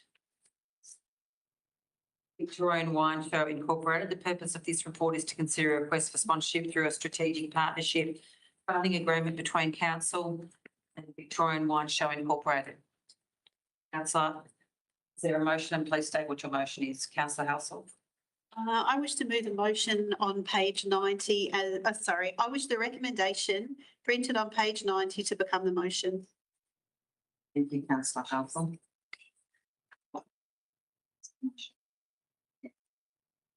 We have a seconder, please. Councillor Jeffrey, thank you. Is the motion opposed, or does any councillor wish to speak to the motion? No. On that basis, Councillor Halsall, would you like to speak to the motion? Councillor Jeffrey, would you like to speak to the motion or reserve your right? Nothing. Thank you. On that, no one else, other council wants to speak to the motion? Sure. I wasn't going to because I wasn't. But I think it's kind of weird that you're not. From my understanding, it's the first time that we've done such a strategic funding agreement, and I think it's an interesting opportunity, and I'm intrigued to see how it will progress. And I think it's new for us, so I think it's worth noting that this is something different and new, and a good opportunity. And I think it's great that there's been a way to support the wine industry in our region through this strategic partnership with council, and hopefully it is mutually beneficial for all involved. And I wish them all the best. Thank you, Councillor Biggs. Would any other councillor like to speak to the motion? I would just like to say that I think it's really important that we do things like this. Represents the businesses that employ people, that generate money in our council every day. So it's really pleasing to see this coming before council, and I would like to thank the officers for getting it to this point. So thank you. Now, are we observing you right? You're not speaking, not speaking, not speaking. Okay, I'm going to put the motion to the vote. All those in favour? Motion's carried. We now move to page 100, item 11.2.3, variations and grants award under delegation September 2025.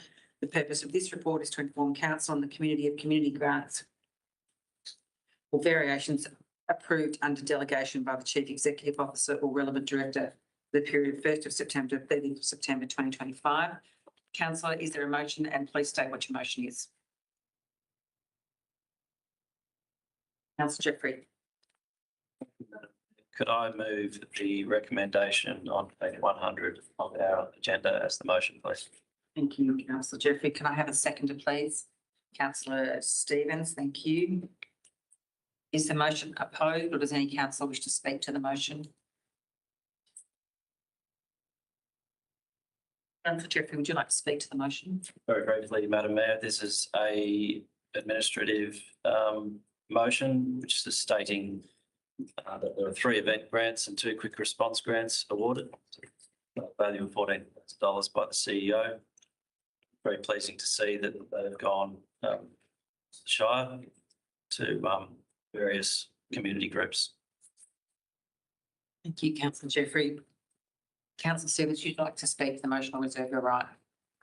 Just very briefly, I think it's a great thing that the council can support these groups with events that bring the community together and sometimes outsiders into our community to celebrate or enjoy as well. So there are economic benefits as well as the wellbeing benefits that come with it. Some of these are not large amounts, but for small groups, every dollar counts. So it's really good to see that they are utilised appropriately. And I hope we will get more and different applications into the future. Thank you, councillor Stevens. Would any other councillor like to speak to the motion? No, I'll now put the motion to a vote. All those in favour? The motion is carried. We now move to page 105, item 11.3.1 Road Management Plan. The purpose of this report is to report to council on submissions received following advertising of the draft road management plan pursuant to section 223 of the Local Government Act 1989. Councillor, is there a motion? And please state what your motion is. Councillor Carlson, thank you. Thank you, Madam Mayor. I'll move the recommendation on page 106. Just those ones? Yeah. Yeah. That's correct. Thank you, councillor Carlson. Can I have a seconder, please? Councillor Binks, thank you. Is there a motion opposed or does any councillor wish to speak to the motion? No, councillor. Just briefly, it's basically a housekeeping sense that we put the plan out for consultation. We've received a few submissions, and they'll be done separately with a separate report. So basically, the plan will be adopted as submitted, exhibited to the public. It's a very voluminous document, so if you can't sleep at night, I suggest you try and read it. Thank you, councillor Carlson. Councillor Binks as the second. Would you like to speak to the motion or reserve your right? No, there's no opposition to it, so I'm happy to speak. I think it's just to thank those people that did take the time to read it and submit, and note that a number of those matters related to seeking the addition of boundary roads onto the public road register, which the road management plan doesn't actually deal with. And as councillor Carlson has mentioned, those items will be subject to a separate report to council. And yeah, I think that we did hear from those people that came to speak to us. So I just wanted to acknowledge the effort that they put in to do that. And I understand that they have been communicated with. It is a voluminous document, but it's absolutely critical in our role of managing over 3,500 kilometres of road network. So it's really important, and it's a really great tool for the organisation and for involved in management of roads. So it's a great document. I like it. And I read it even when I can't sleep. Cover, does it? Yeah, it's exciting stuff. So yes, I'd like to thank the officers in their work in getting it stage, and obviously all the work in the community consultation process and everything. It's part of our role at local government and really critical to our sustainable management of our road network, both in financially, but also as conditions can change with environment and all the impacts that happen. Life cycles of things, that kind of. Thank you, councillor Binks. So I'll now put the motion to a vote. Would like to speak? Can you speak after the seconder? No, go for it. Sorry. Thank you. That's okay. Yeah, look, some people might think it's a dry document, but it's actually a really interesting document because one of the most conversations that we have with the community are about roads, funnily enough. And that's where this document is so significant. Just for the information of those that may not know, we have 753 kilometres of sealed roads. We have 1,442 kilometres of unsealed road. So our network is significant. What we've had to do to try and make this work is revisit some of the intervention levels as to when staff are going to go out and actually do things. Some of those intervention levels might have been pushed out a little bit. Some of them have actually been brought forward a little bit. So if you want to know how potholes are going to be managed, on page 156, it speaks to potholes in unsealed pavement. And that particular one, the previous intervention level and timeframes have altered. It was 2 months for a collector road, it's now 1 month. So we're getting onto them quicker. It was 3 months for an access road, it's now 2 months. And 6 months down to 4 months.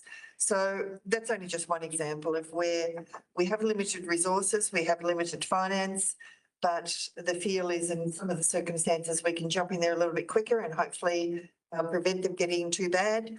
Other services that we're provided might have to be pushed out a little bit. So it's a bit of give and take. But I'd just like to thank the officers very much for that document because there's a lot of work in it. And I would recommend that the community have a look at it. Thank you. Thank you very much, councillor Stevens. Councillor Carlson, would you? No further comment, Madam. I'll now put the motion to a vote. All those in favour? Motion is carried. Thank you. We now move to page 166. Item 11.3.2 Master Inland Rail Development Agreement. The purpose of this report is to provide council with an update on the Master Inland Rail Development Agreement. Councillor, is there a motion? Please state what your motion is. Councillor Jeffrey, thank you. Thank you, Madam Mayor. Could I move the recommendation on page 167 of our agenda with the following change to the wording in point 4, please? And the word that I want to change is the last one of reporting. I'd like to change that to program. So point 4 would then read, note that the allocation of this funding to specific projects will be managed through Council's Capital Works program. Thank you, councillor Jeffrey. Oh, you want to second it? Yes, can I have a seconder?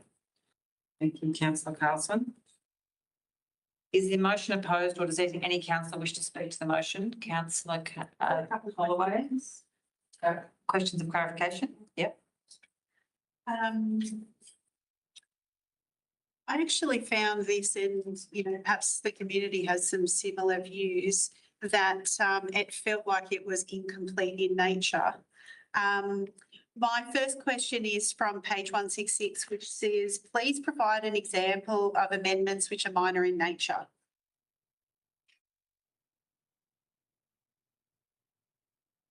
What page was that, sorry? You were asking the question. Yeah, CEO now. Not of you. I'm just saying my question of clarification is, can I please have some examples of amendments which are minor in nature?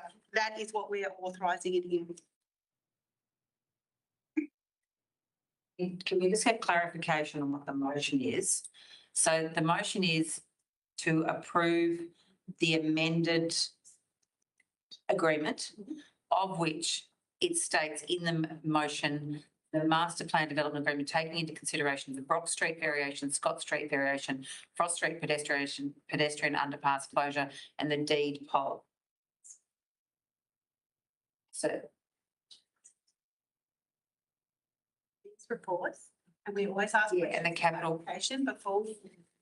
But that's I think that's not in the motion though. possibly provide the clarification. Go for it. Potentially. They'll direct me to do that. Absolutely. Thank you, Mayor Kennedy. So what you're referring to on page 166 refers to the current murder Oh, you're right. agreement. And so my understanding is because the current murder agreement talks to minor amendments, the reason it authorises the CEO to make it authorises Chief Executive Officer to subsequently execute any documents that are necessary to give effect to the agreement, including any further or supplementary agreements, recording amendments to the agreement that are minor in character, because it has been deemed by the organisation that these changes are not minor in character, is why it's coming to the council for amendment of the full document, which is why we have on page 167 the recommendation as moved by Deputy Mayor Jeffrey and seconded by Councillor Carlson that speaks to those non-minor ones and why there is this need to amend the existing agreement with Inland Rail and Council. Does that help? Well, it helps that you pointed out that we sorted that one out during the day, but it doesn't help in my actual clarification that I'm seeking. So given that the amendments included in this update are 40,000, 22,000 and 350,000,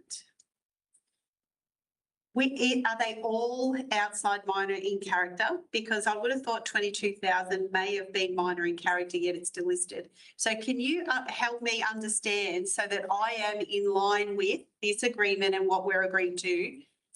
Minor in character means in the context of this agreement? Thank you, councillor, for your question. So, and I will take you back to what the recommendation is saying, and a reminder that what's attached, councillor, is the original document that was endorsed by the CEO under delegation. And what's in front of you now is amendments that include minor and other variations that are quite substantial, some of them that are around the construction of additional footpaths that include Elliott Street and Beaton Street and also Scott Street. They are considered in front of you as recommendations, and there are amendments to what was the current agreement, but we're seeking delegation, officers are seeking delegation to the CEO to endorse those changes within the agreement. So can I just clarify my understanding of what you've just said? Is that all right? So what you're saying is that actually all of these things are above and beyond minor in character, and therefore they're all being treated and brought to council. They've all been, with the agreement has been amended and it's been brought to council for endorsement with the following recommendations and seeking delegation to the CEO.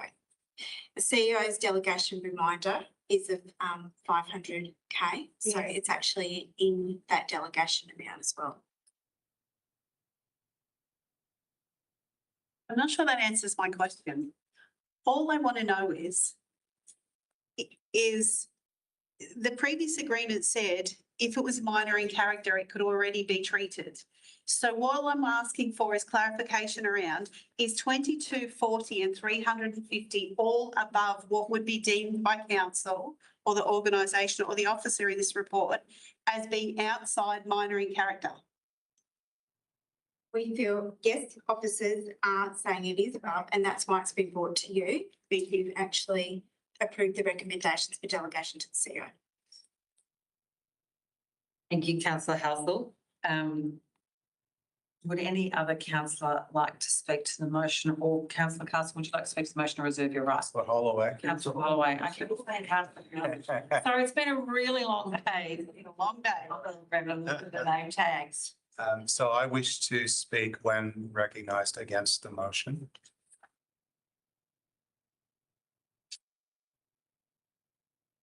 Councillor Castle, would you like to speak as the seconder or reserve your right? Yeah. No, the mover. For the moment, yeah. We're going to have. Do you like to speak, councillor? Very briefly, thank you, Madam Mayor. The amendment that I made to the motion that's found in our agenda is for the purposes of capturing the allocation of funding through the Capital Works program. And just to reiterate that is now a program that comes through council and has quarterly reporting associated. So in terms of the allocation of funding from council for these projects, that's something that I believe is important to come through this group, and that we have line of sight on that. Thank you, councillor Jeffrey. Councillor Castle, would you like to speak to the motion or reserve your right? I'll reserve my right. Thank you, Madam Mayor. Thank you. Would any other councillor like to speak to the motion? Question of clarification. Okay. I would like to have some understanding of the statement here that says on page 169, item C, Frost Street pedestrian underpass closure, it says risk if not executed.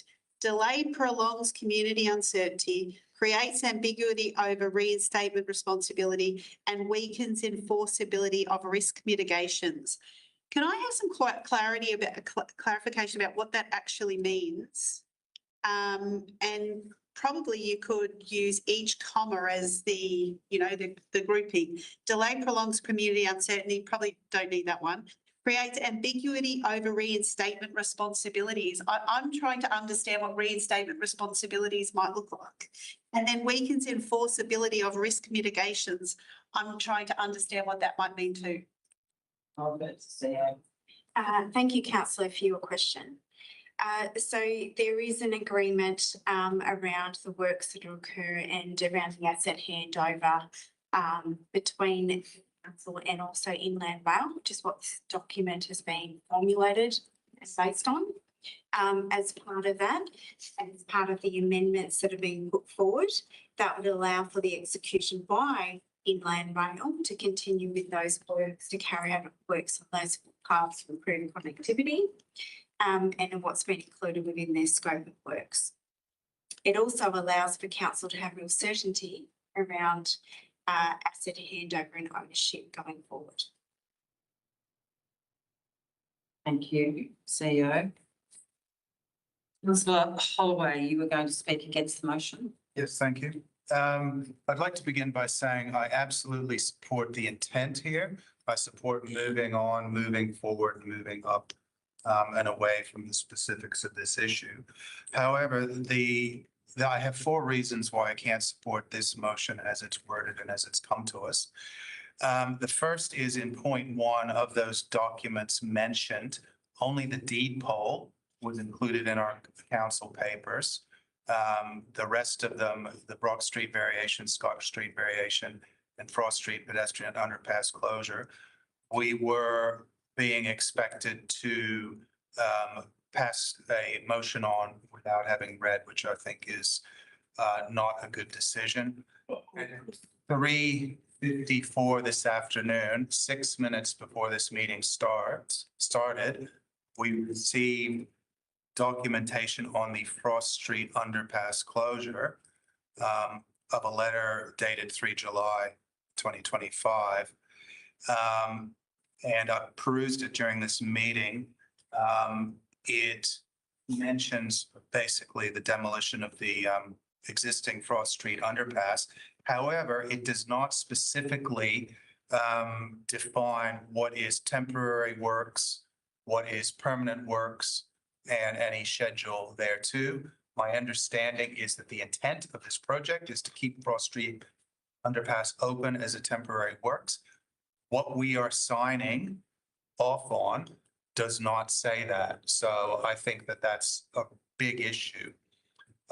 The third point I have is that the MRTA agreement itself, which we are signing off on,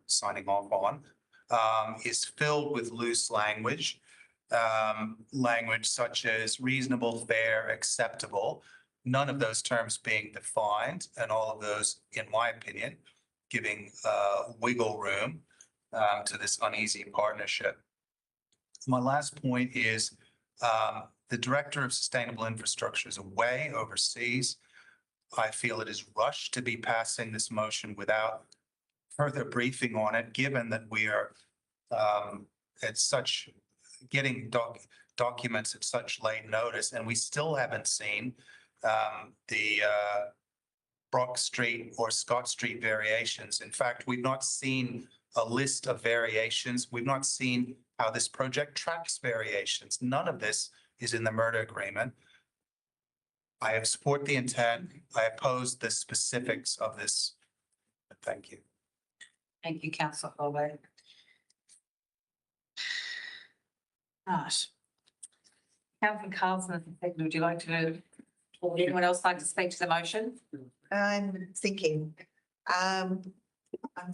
of foreshadowing an alternate motion. Should this not get over the line? I'll speak to the motion. And should I indicate what my alternate would speak to for the information of the councillors? Just to flag it. But Don't need to? Okay. Okay, thank you, Madam Mayor. Look, this is pretty deeply tilled soil.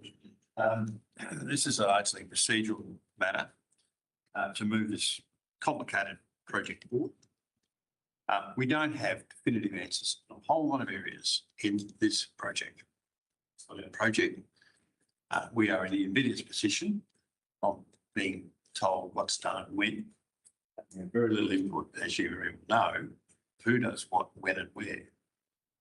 This motion refers to the final outline of the project's footprint and the council's requirement to deal with the impacts of the project. And I refer to big tract boundaries will be adjusted. Council's freehold and Crown land responsibilities will be confirmed. All future sales of land will have to be Government Act 1989. This involves the transfer of lands, responsibilities, there's legal documents to be worked out. All of this stuff is complex, take time, but all of it is paid for by the project. That's the main thing. We're not paying for all these legal documents, we're paying for all these design changes. We're not paying for all this preliminary construction work. Stalling the project, I don't believe will make a material difference. And in fact, the quicker the project moves forward, the community in all aspects. Councillor Carlson, Councillor Jeffrey, as a mover, would you like to exercise your right of reply? No, because Councillor Carlson's already exercised his right to reply, so he's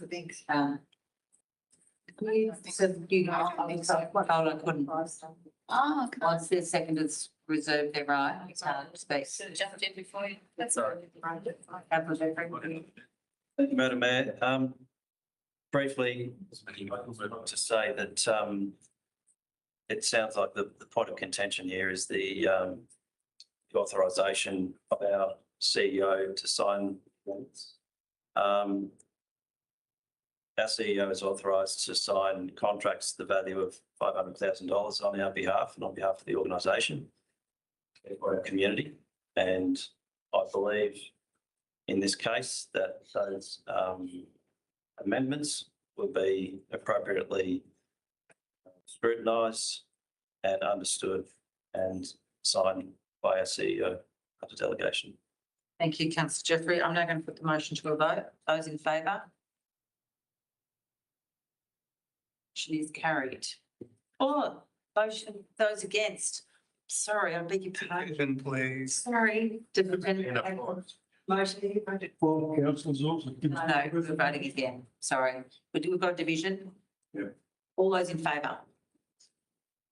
Councillor Jeffrey, Councillor Hewitt-Kennedy, Councillor Binks, Councillor Carlson, Councillor Stephens. All those against? Councillor Holloway, Councillor Halsell. Thank you. We now move to page 233, significant tree policy.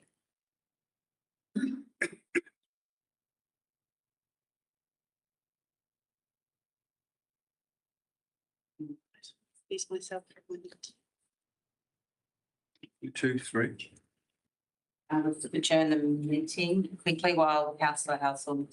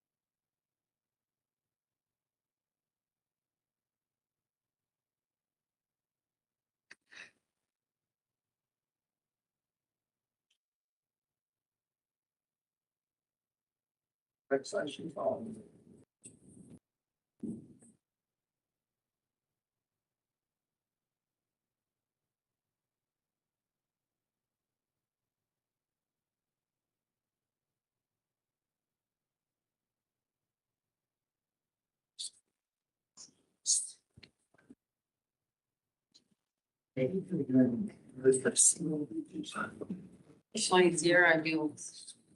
Yeah, that's good. Yes. It's not hard to get distracted away. That's less. Just shows. It's not funny. Just randomly, and just picking for bloody me. She's still biting in the same package. In there. It's in line. Try and exit it. So you better.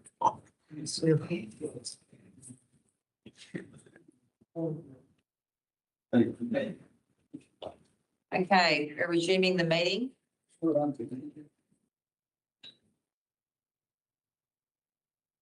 Now move to item 11.3, significant tree policy. The purpose of this report is to endorse significant tree policy. Is there a motion, councillors? And please state what your motion is. Councillor Stevens. Can I have a point of clarification, please? The document before us speaks very clearly to significant trees on council-owned land or council-managed land. Could I please have clarity on areas such as entrances to towns, roadside reserves in the urban environment, please, as to whether they will be included, captured in this, please? Councillor Stevens, can I refer this to you, CEO? I will refer to Acting Director Sean Langlands. Is that correct? So Acting Director Sustainability. Well, and through you, Mayor, thank you for the question and the clarification. Basically, the significant tree register is to protect all of our trees that are in the current tree register. So our assets are mentioned in our tree register at the moment. So that therefore that would mean that by default we look after and maintain the trees on the roadside in an urban environment, whether it's a state road or a council road. And therefore it would become under the significant tree policy. Thank you for the clarification. Did you hear that over there, councillors? Yes, thank you. Thank you.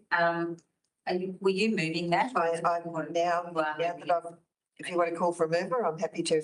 Thank you. Can you state what the motion is? Yes, I'd like to move the motion as per the recommendation, please. The council endorse the significant tree policy as attached to this report and note that the significant tree register will be made available for public information on council's website. Thank you, Councillor Stevens. Can I have a seconder, please? Motion. Councillor Binks, thank you. Is the motion opposed, or does any councillor wish to speak to the motion? So the mover, would you like to speak to the motion? Please, just very quickly. I think this is a great document. I think we have heard from the community, those that are concerned about our environment or those that are concerned around our development and what impacts that may or may not have on trees, that they would like certain trees within our community protected. That's what this document is working towards. As I sought the point of clarification, the document is speaking primarily to land owned by council or managed by council. But as we're aware, there are significant trees on significant roads throughout our communities that may or may not be on our roads. But they are importantly trees that we look after. And I wanted to be reassured that they are also protected by this document. I can give one example. In Nagambie, there is a tree that's in the middle of town. Technically, it's not on our land. It is on a nature strip or reserve, but it's just been pointed out that that would be a tree that would be protected by this if the community felt it was significant enough and wanted registered accordingly. So it also provides, this document provides a foundation that can be expanded in the future should greater community demand or priorities emerge. So I think this is a great step in the right direction. The impact of this is not expected to be significant and will be managed through existing customer service requests. So it's not going to be onerous on our staff either.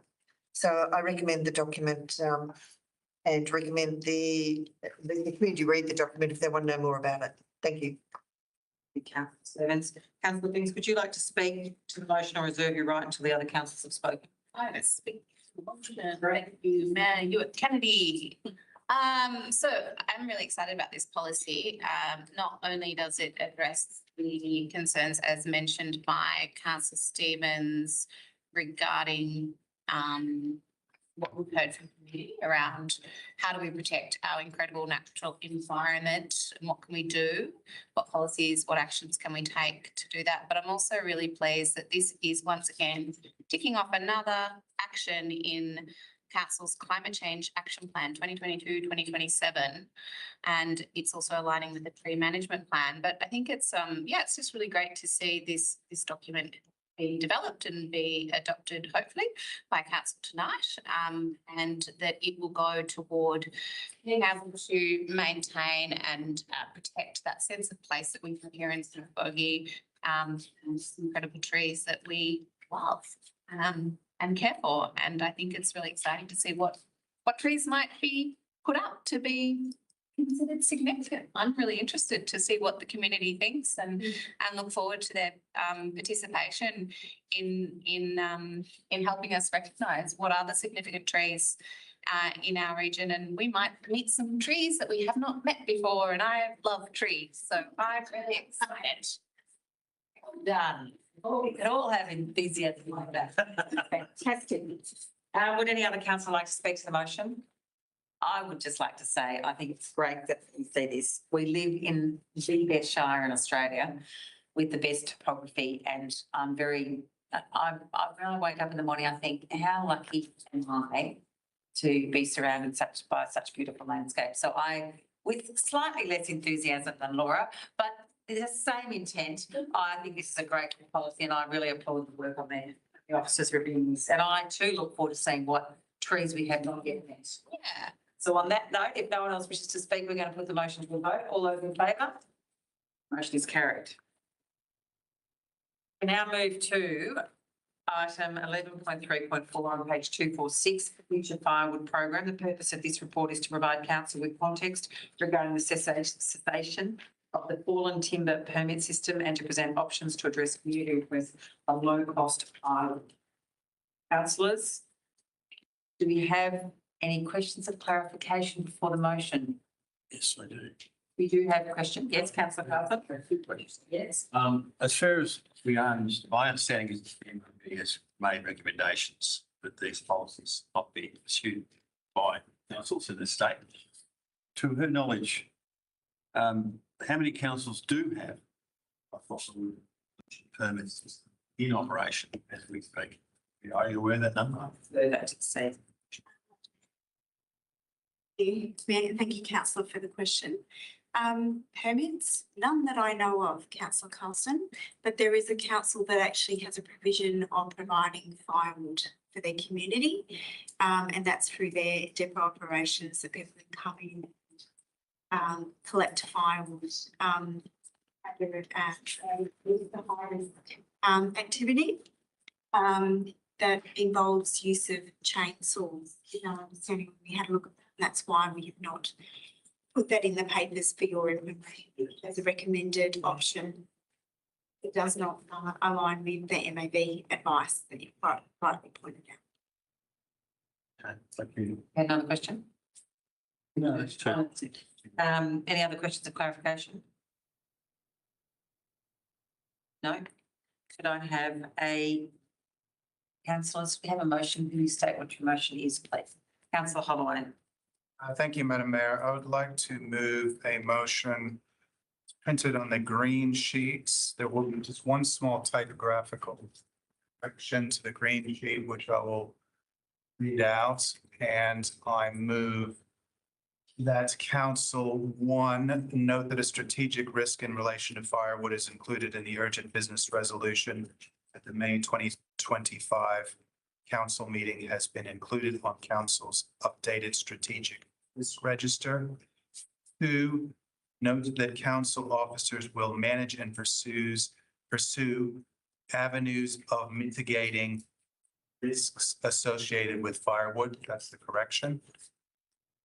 And 3, receive a report from council officers no later than February 2026 discussing all risks associated with firewood, including but not limited to risks to the community, both with and without roadside collection, reputational risk to council, legislative risk, and liability risks. Thank you. Thank you, councillor Holloway. Second of the motion, please. Councillor Halsall, thank you. Is there any opposition or would any councillor like to speak to the motion? Opposition, councillor Carlson, councillor Binks. Okay. Councillor Holloway, would you like to speak to the motion as you're the mover? I will keep it brief this time, which is unusual for me.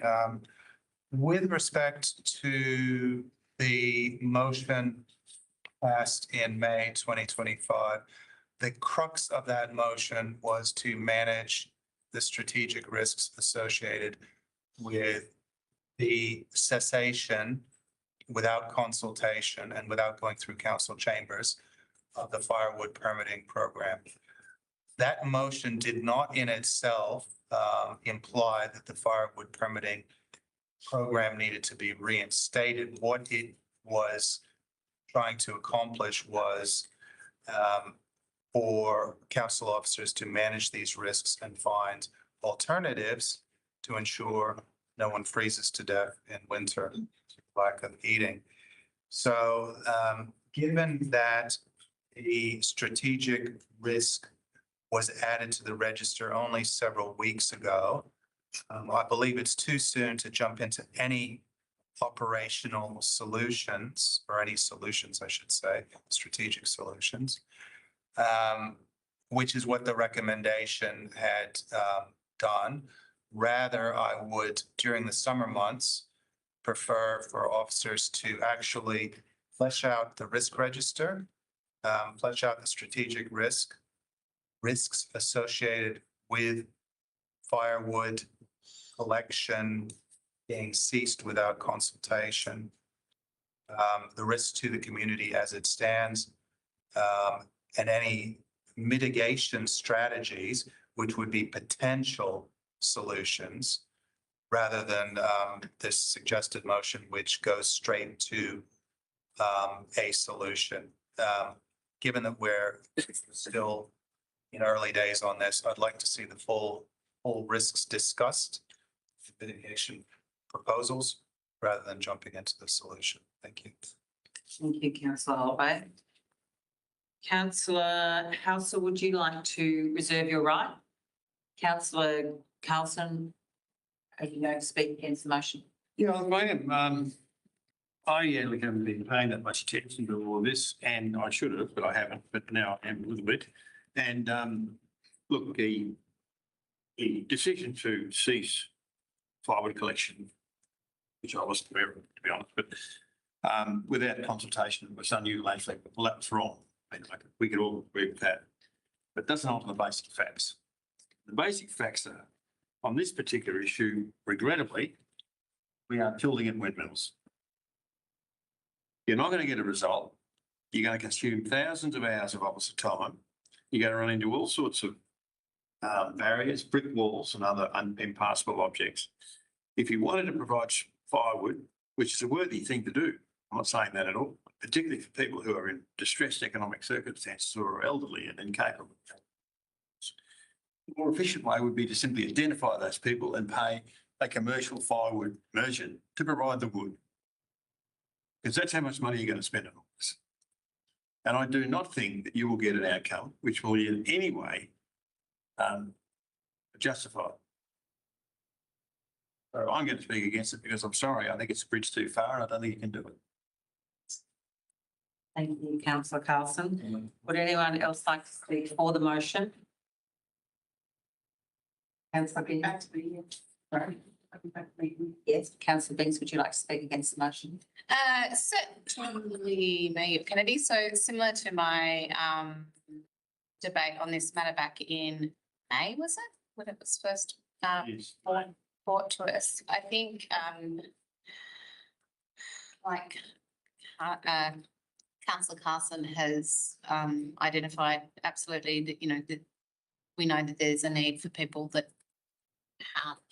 to be able to access wood and keep warm, and that is important. But what is, you know, where do we draw the line is what is the role of council in this, and where do we draw the line? And for me, I think getting into this sort of level of service delivery, possibly.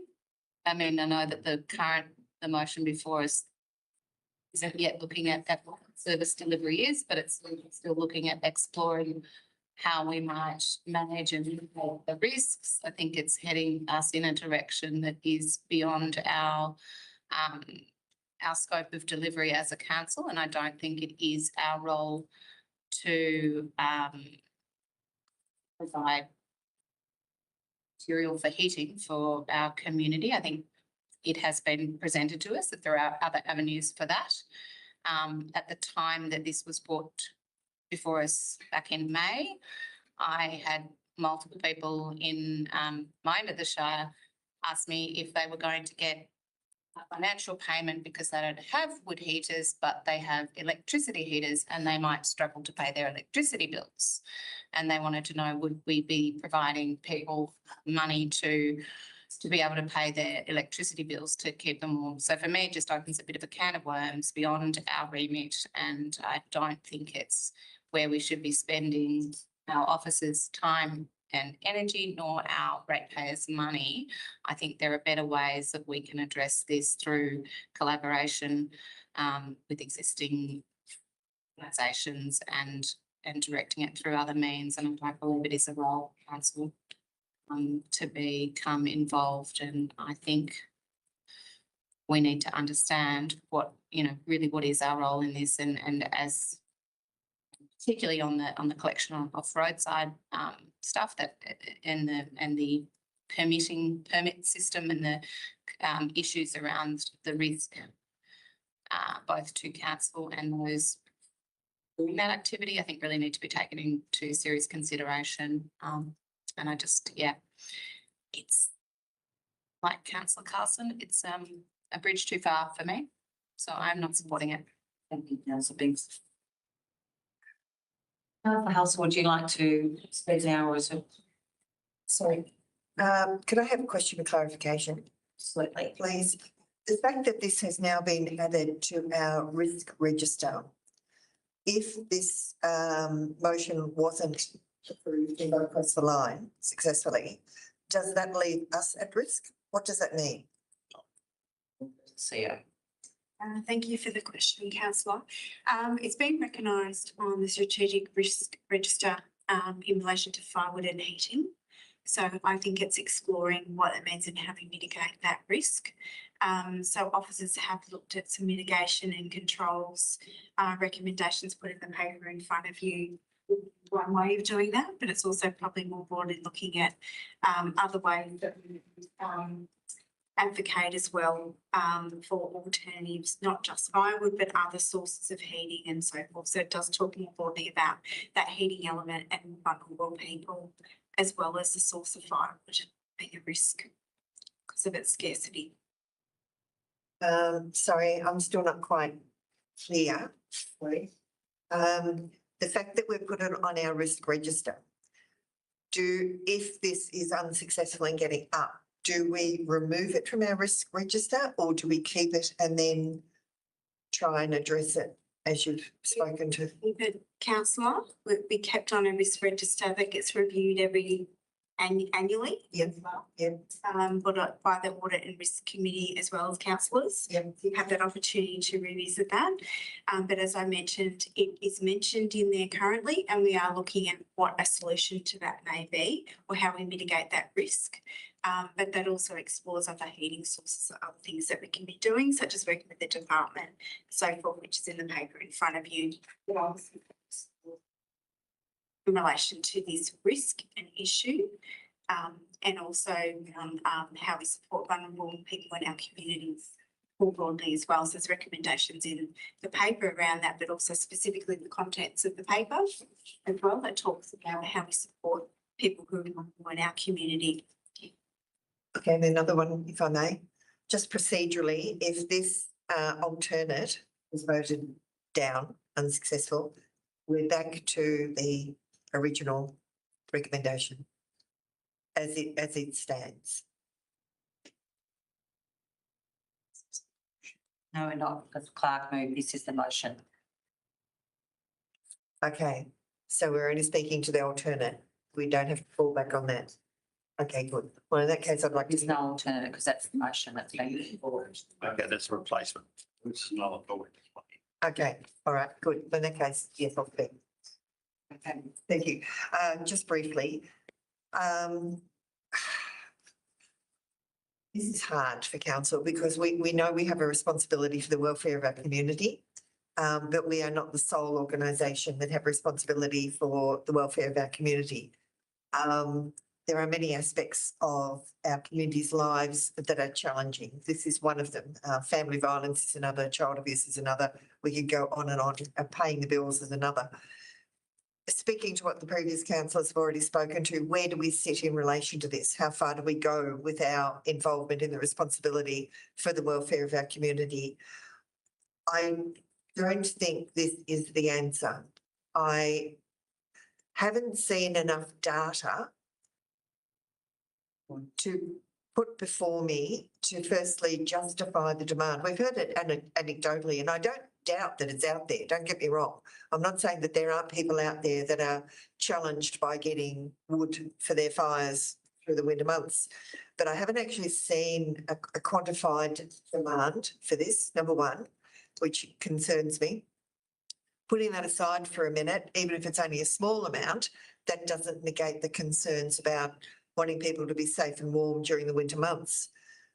But I think based on the report that's before us prior to this alternate, a lot of work has been done, a lot of inquiries have been made, and unfortunately I'm starting to think the same as the other two councillors that have spoken here, that I don't think we're going to find a solution to this easily, and I don't think this is the solution.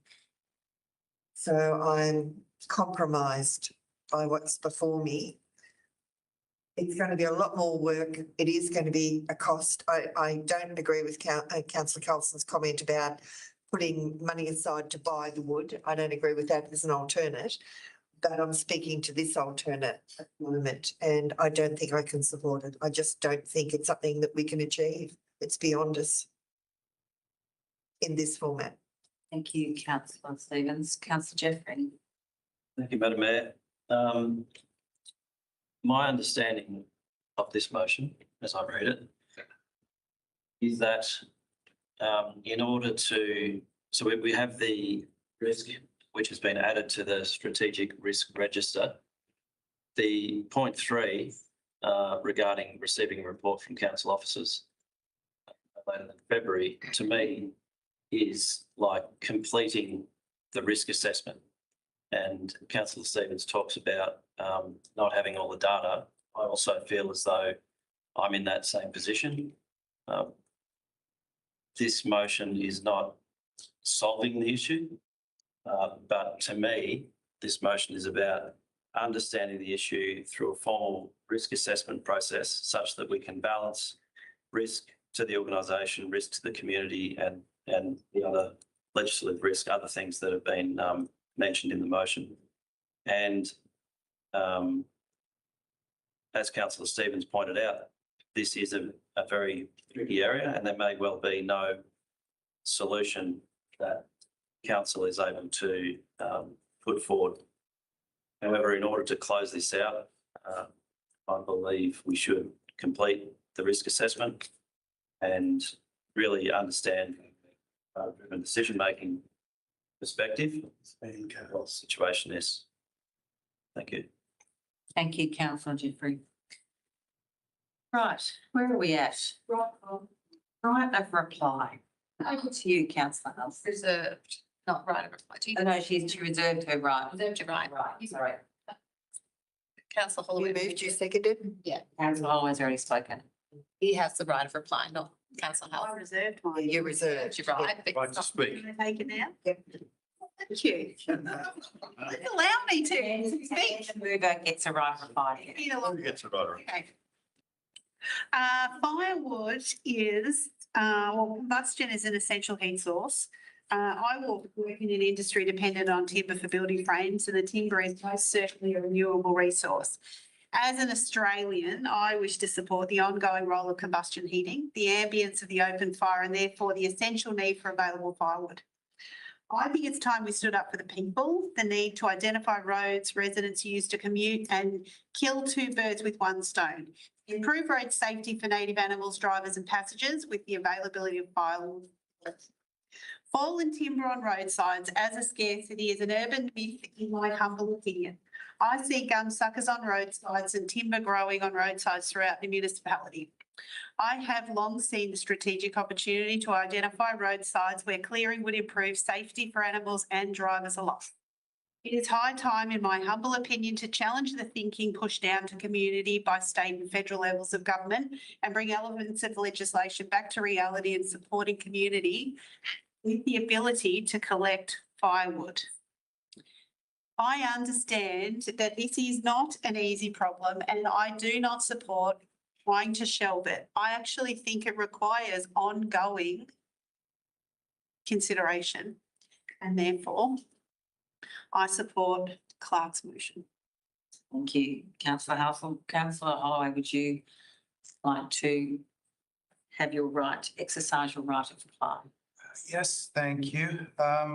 Yeah, I'm a bit perplexed at the opposition to this because I don't think that this should be controversial, that council is managing risks around this, particularly considering the history of it.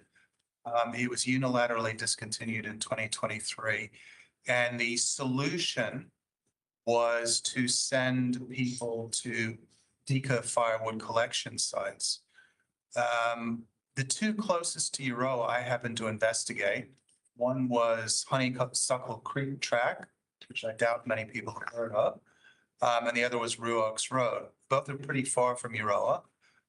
Honeysuckle Creek Track falls off the side of a cliff, so sending anyone there is a risk in and of itself. Ruoaks Road had experienced a Deka plan burn. So given that history, we've been in the business of issuing permits. We got out of it unilaterally. We sent people to what I would say are very unsafe locations. That was our advertised solution. And now, as Councillor Jeffrey said, we need to close the loop on a thorough risk assessment of where we stand and what we can do to meet the community needs. To me, this is not thousands of hours of work. This is a reasonable amount of work to get to a risk-based solution to a problem that I won't say we created it, but we allowed it to fester without proper communication to the community, so they didn't know what was going on. So that is one. Thank you very much, councillor Holloway. I'm now going to put the motion to the vote. All those in favour? All those against? Motion is carried. Can I get a division? All those in favour? Councillor Holloway, Halsall, Jeffrey, Ewart, Kennedy, Stevens. Against, Pinks and Halsall. We now move to item 11.4.1, draft customer service charter. The purpose of this report is to present the draft customer service charter to the council for consideration with a recommendation that it be released to the community for feedback during the period from the 27th of October to the 24th of November 2025. Councillors, is there a motion? And please state what your motion is. Thank you, Councillor Holloway. Thank you, Madam Mayor. I move the recommendation printed on page 256 of the papers. Thank you, councillor Holloway. Can I have a seconder, please? Thank you, councillor Stevens. Are there any questions or clarification? No? Okay, sorry, councillor Holloway, would you like to speak to the motion? Yes, I would, and I will be brief.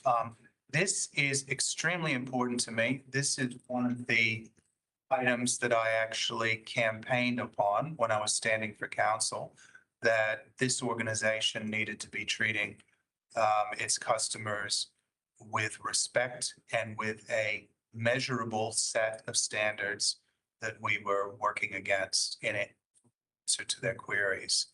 I would just like to say that Trevor Pye and Amanda knocked it out of the park. This is the best customer service charter I have ever seen. And I used to work in an IT department and I'm ITIL service desk qualified. And it is just fantastic. It is measurable. It shows service levels. It has unified points of entry for any medium, whether it's email, written letter, phone call, or presumably telegram. And it gives a set of service levels that we will hold ourselves to in regards to an initial response, and in regards to a follow-up response, and in regards to a resolution. I'm absolutely thrilled by this. I think it's one of the best documents I have ever seen, and I love it. Thank you very much. Wow, that's a pretty impressive endorsement. Thank you, councillor Holloway. Councillor Stepp, would you like to, whether you're right, I'll speak to you. No, I'll speak to it, not as eloquently as just been spoken to, but to say ditto. As in, it's a very important document and it's been something in front of mind that we want to try and get this right. Congratulations to the staff and thank you to the staff for the work they've done. And this is going out to public exhibition. So now I hope the community step up and actually have a look at it and give us some feedback on it. That would be really great. Thank you. Thank you, councillor Stevens.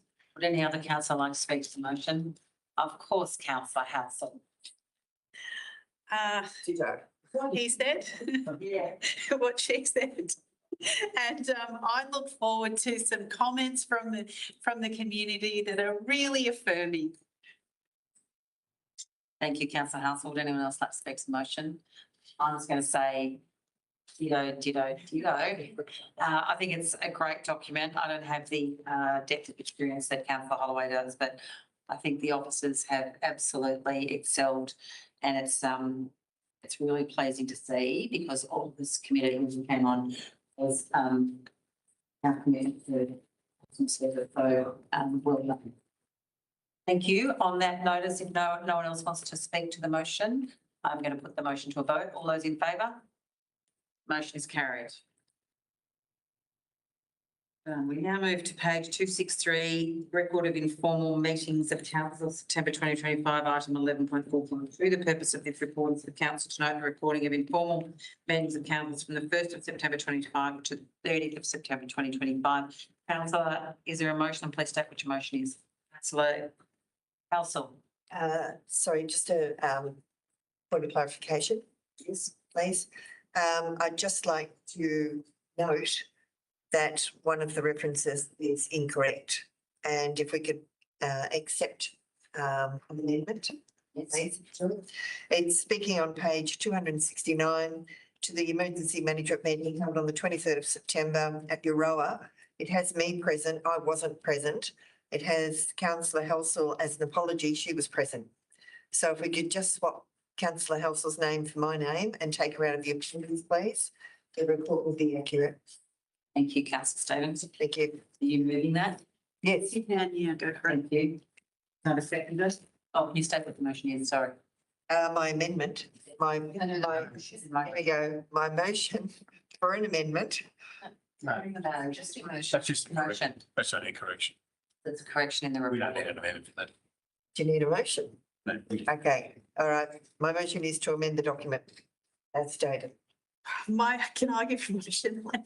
About Wait. the recommendation on page 263 in the motion, noting councillor Stevens' changes on page 269. Thank you. Thank you, councillor Halsall. Can I have a seconder, please? Councillor Jeffrey, thank you. Is there any opposition? Any councillor like to speak to the motion? Councillor as the mover, would you like to speak to the motion? Only to say that some of these meetings that we have been attending, particularly that one that Fiona corrected, the emergency management, was really interesting. It was enlightening to meet players locally. There was CFA, SES and DECA all present with council in one room. It was really nice to be able to hear from them and their areas of expertise. It was really nice to be able to challenge some of their thinking. And The other, yeah, actually that's. Thank you, councillor Hussle. Councillor Jeffrey, would you like to speak to the motion or reserve your right? No, thank you. You second. On that note, I'm going to put the motion to a vote. All those in favour? Motion is carried. We now move to page 270, item 11.5.1, 2024-25 annual report. The purpose of this report is the council to adopt an annual report 2024-25, including the 2024-25 financial report and performance statement as certified by the Victorian Auditor General. Councillors, are there any questions of clarification before we proceed? No? Councillors, is there a motion? And please state what your motion is. Councillor Binks. Thank you, Mayor Kennedy. I'd like to move a motion as is written on the recommendation on page 270 of our agenda papers this evening. Thank you, councillor Binks. Can I have a second, please? Councillor Jeffrey, thank you. Is there any opposition to the motion? Councillor Binks, would you like to speak to the motion? Yeah, certainly. I'd just like to acknowledge the great work in reporting all the activities from the last financial year in this annual report. It's a really clear document, gives a great outline of everything that has been achieved in that time. And it is the final annual report from the previous 4-year council plan. As we know, every council a 4-year council plan, and so this one is the previous 4-year council plan. And whilst the new council that shepherds that final year, of the council plan, it's it sort of goes to this, this sort of role we have as councillors. We're sort of these guardians of this organisation, and you're often doing things that may have been started many years before you got here. It's the Violet Town landfill, which was such an exciting thing to have done in council to do it properly. But it's just really great to see that I guess demonstration of everything that has been achieved in that final year. As is expected, you look at our capital program tables and graphs there, 43% of our capital program was spent on roads. That is not, I don't think that's very surprising to anyone, but it just gives a breakdown of where the money is going in different areas, as well as giving more detail on the specific projects. Not every project, but yeah, because information and details. All I would say, and thank you.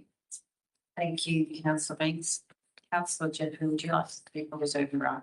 I'll speak very briefly. Thank you, Madam Mayor. I'd like to acknowledge the great work of the staff within the organisation for pulling together the report itself. It's a really clear document, and it shows most pleasingly that the process of continuous improvement is having some effect. There's been improvement almost across the board in the organisation, despite having significant historical challenges and changes within the organisation, and obviously within the council group. So for anyone interested in the operational performance reporting of this organisation, this is where to read, and it's one report that's showing that we're trending across the board in the right directions. Thank you, councillor Jeffrey. Would any other councillor like to speak to the motion? Councillor Housel. I've only got 2 quick points to make. We'll make it 3. I echo my fellow councillors' comments about the staff effort and work, particularly Amanda. Kerry, thank you. I just wanted to note that Ruffy is absolutely on the map. Just inside the first page, we've got a Ruffy resident here. And I just wanted the community to note that we have included some statistics which have not been referenced. Unfortunately, the document's already gone to print and we can't add them. But if there was interest in knowing where the information came from, they could ring and that information could be provided and Kerry will have it on hand for sure. We'll take that on notice. Take that on notice. Thank you. Councillor Household, any other councillor like to speak to the motion? I just want to reiterate the work the team have done, and in particular Michelle Harris, who's no longer with us, but also when I say no longer, because her contract is finished, that sounded wrong. The work from where we come in 11 months, and it's important not to rest on your laurels, but the annual report is a report I'm very proud of my name to, and very proud to have worked with the group of executive team that have presented a really comprehensive, detailed and easy to read report, and invested in getting it really well designed without breaking into the bank. So I think that's a magnificent effort and well done. And I really hope the community takes some time to read it. So on that note, if no one else would like to speak to the motion, I can put the motion to a vote. All those in favour? Motion is carried. Page 245, there have been no notices of motion, no notice of the rescission, no urgent business, no confidential business. The next meeting of the Strathbogie Shire Council will be the statutory meeting on the 18th of November 2025. There being no further business, the meeting will have closed at 6:00.